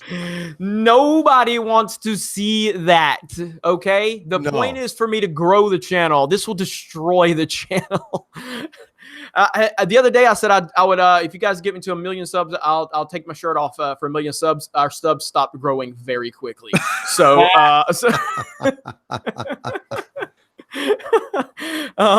Let's see. Doomsday. In the light of Chuck Weenie Wendig's recent Nazi comments, I'm convinced he has a rainbow swastika in his basement in the Shrine of Irony. Did he say something? I can't keep a Wendig. I'm blocked by him. I've never spoken to him on Twitter because I don't bother people on social media. Blocked again. Yeah. False news, false narrative. Oh, world class bullshit. They're this alt-right hate group. There's one white dude on the show, and it ain't me. Cotton candy hair, Jeremy. Any news on Monday, Matt? Any of you guys going live after this? Should I go live and play Red Dead Redemption? I don't know. Press 1. If Jeremy can tell me if a tank tread rolls up, I'll go. I got somewhere to be in the morning, but I could do 30 minutes. So if enough people, and if Doomcock, do you want to go live after Jeff? See if he goes 30 minutes and you want to go, or do you? I know you were live right before we went live. Man, so. I did 4 hours before this on my stream. So and then 3 hours here. I'm dead. You're dead. You're dead. Let the man sleep. There's Doomcock's channel again. Please subscribe to Doomcock. So there's a lot of ones. There's 1, 2, but the rest are ones. So, I didn't give an option for number 2. That means go double the length. There you go. So Richard sends a super chat. Kevin Enright says, what are your thoughts on Fallout 76? I don't play Fallout. Siobhan Frederick, who's our community manager at Geeks and Gamers, is a huge Fallout fan. So I definitely, I'm going to have Siobhan on the channel at some point to talk about Black Ops and Fallout. So we're going to have more coverage. We're recording our first weekly gaming episode tomorrow for Geeks and Gamers. It'll be posted on Thursday. So I'm looking forward to that. We got a lot of new content coming to the channel, and I'm looking forward to it. We got a bright future ahead for the channel. Doomsday. Wendig said gun shows are Nazi hotbeds, essentially. God damn it. Are you kidding me? Go home, Wendig. You're a dick. Oh my God. Proper Jeremy. Star Trek Discovery is here to stay. Throwing out the original canon's the best thing that ever happened to the franchise. Star Trek is in good hands. Proper Jeremy, you need to get a hold of these alternate universe versions of you, dude. They're just really evil. I love Proper Jeremy. He's funny. Love having you three on the High Council. It's the OG lineup of Doomcock's first appearance on the High Council. Yes, it is. All right, guys. So I got to wrap this up. I know these guys have got to go. Doomcock has done like 7 hours of live streaming. Jeff's got to go in the morning. You have all been great. Thank you so much. Shout out to EVS. Hope you get some sleep, buddy. We'll be back next week on World Class Bullshitters. Subscribe to Doomcock. Real quick, guys, anything you want to plug before we wrap this up? Doomcock.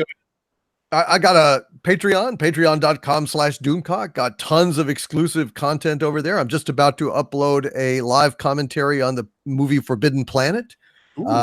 Just do that kind of thing. So check me out and support me over there. And thanks a lot, you guys, for having me on. It's really been an honor. Not a problem, man. Not a problem. We thank you so much. Second time you've bailed us out, so we appreciate you. Jeff?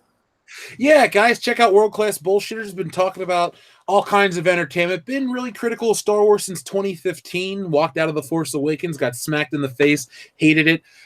So if you like Geeks and Gamers, you'll love World Class Bullshitters. We got all kinds of stuff. We have a podcast every Thursday night. This Thursday is our 148th episode. So we're old pros at this point, and we have Doomcock joining us. He reached out, so Doomcock will be an official World Class Bullshitter this Thursday night. It's going to have, we're going to have a lot of fun. So if you guys have topics, you can contact us, worldclassbs@mail.com. And yes, it's just mail.com, bestmail.com. And check out Good Morning Pop Culture. I go live every morning at 7:45 a.m. Eastern Standard Time on my channel, and we talk about whatever you want. It's like the High Council every morning. Can talk about Star Wars. We can talk about music, games, anything you want. We talked about some EU stuff. We had a lot of fun. So if you like the interactive nature of this show of Geeks and Gamers, the channel, well, World Class Bullshitters got you covered when Jeremy's sleeping or when the four other Jeremys are busy. I appreciate it, man. And yeah, it's been a pleasure having both you guys on. Thank you so much. Thank you to everybody in the chat, all the super chats, all the support. Smash that melee button. We're almost up to 600 melee, so smash that melee button. For Doomcock, for Jeff, and for EVS, you guys have a great night, and we will see you next week. Peace. Good night.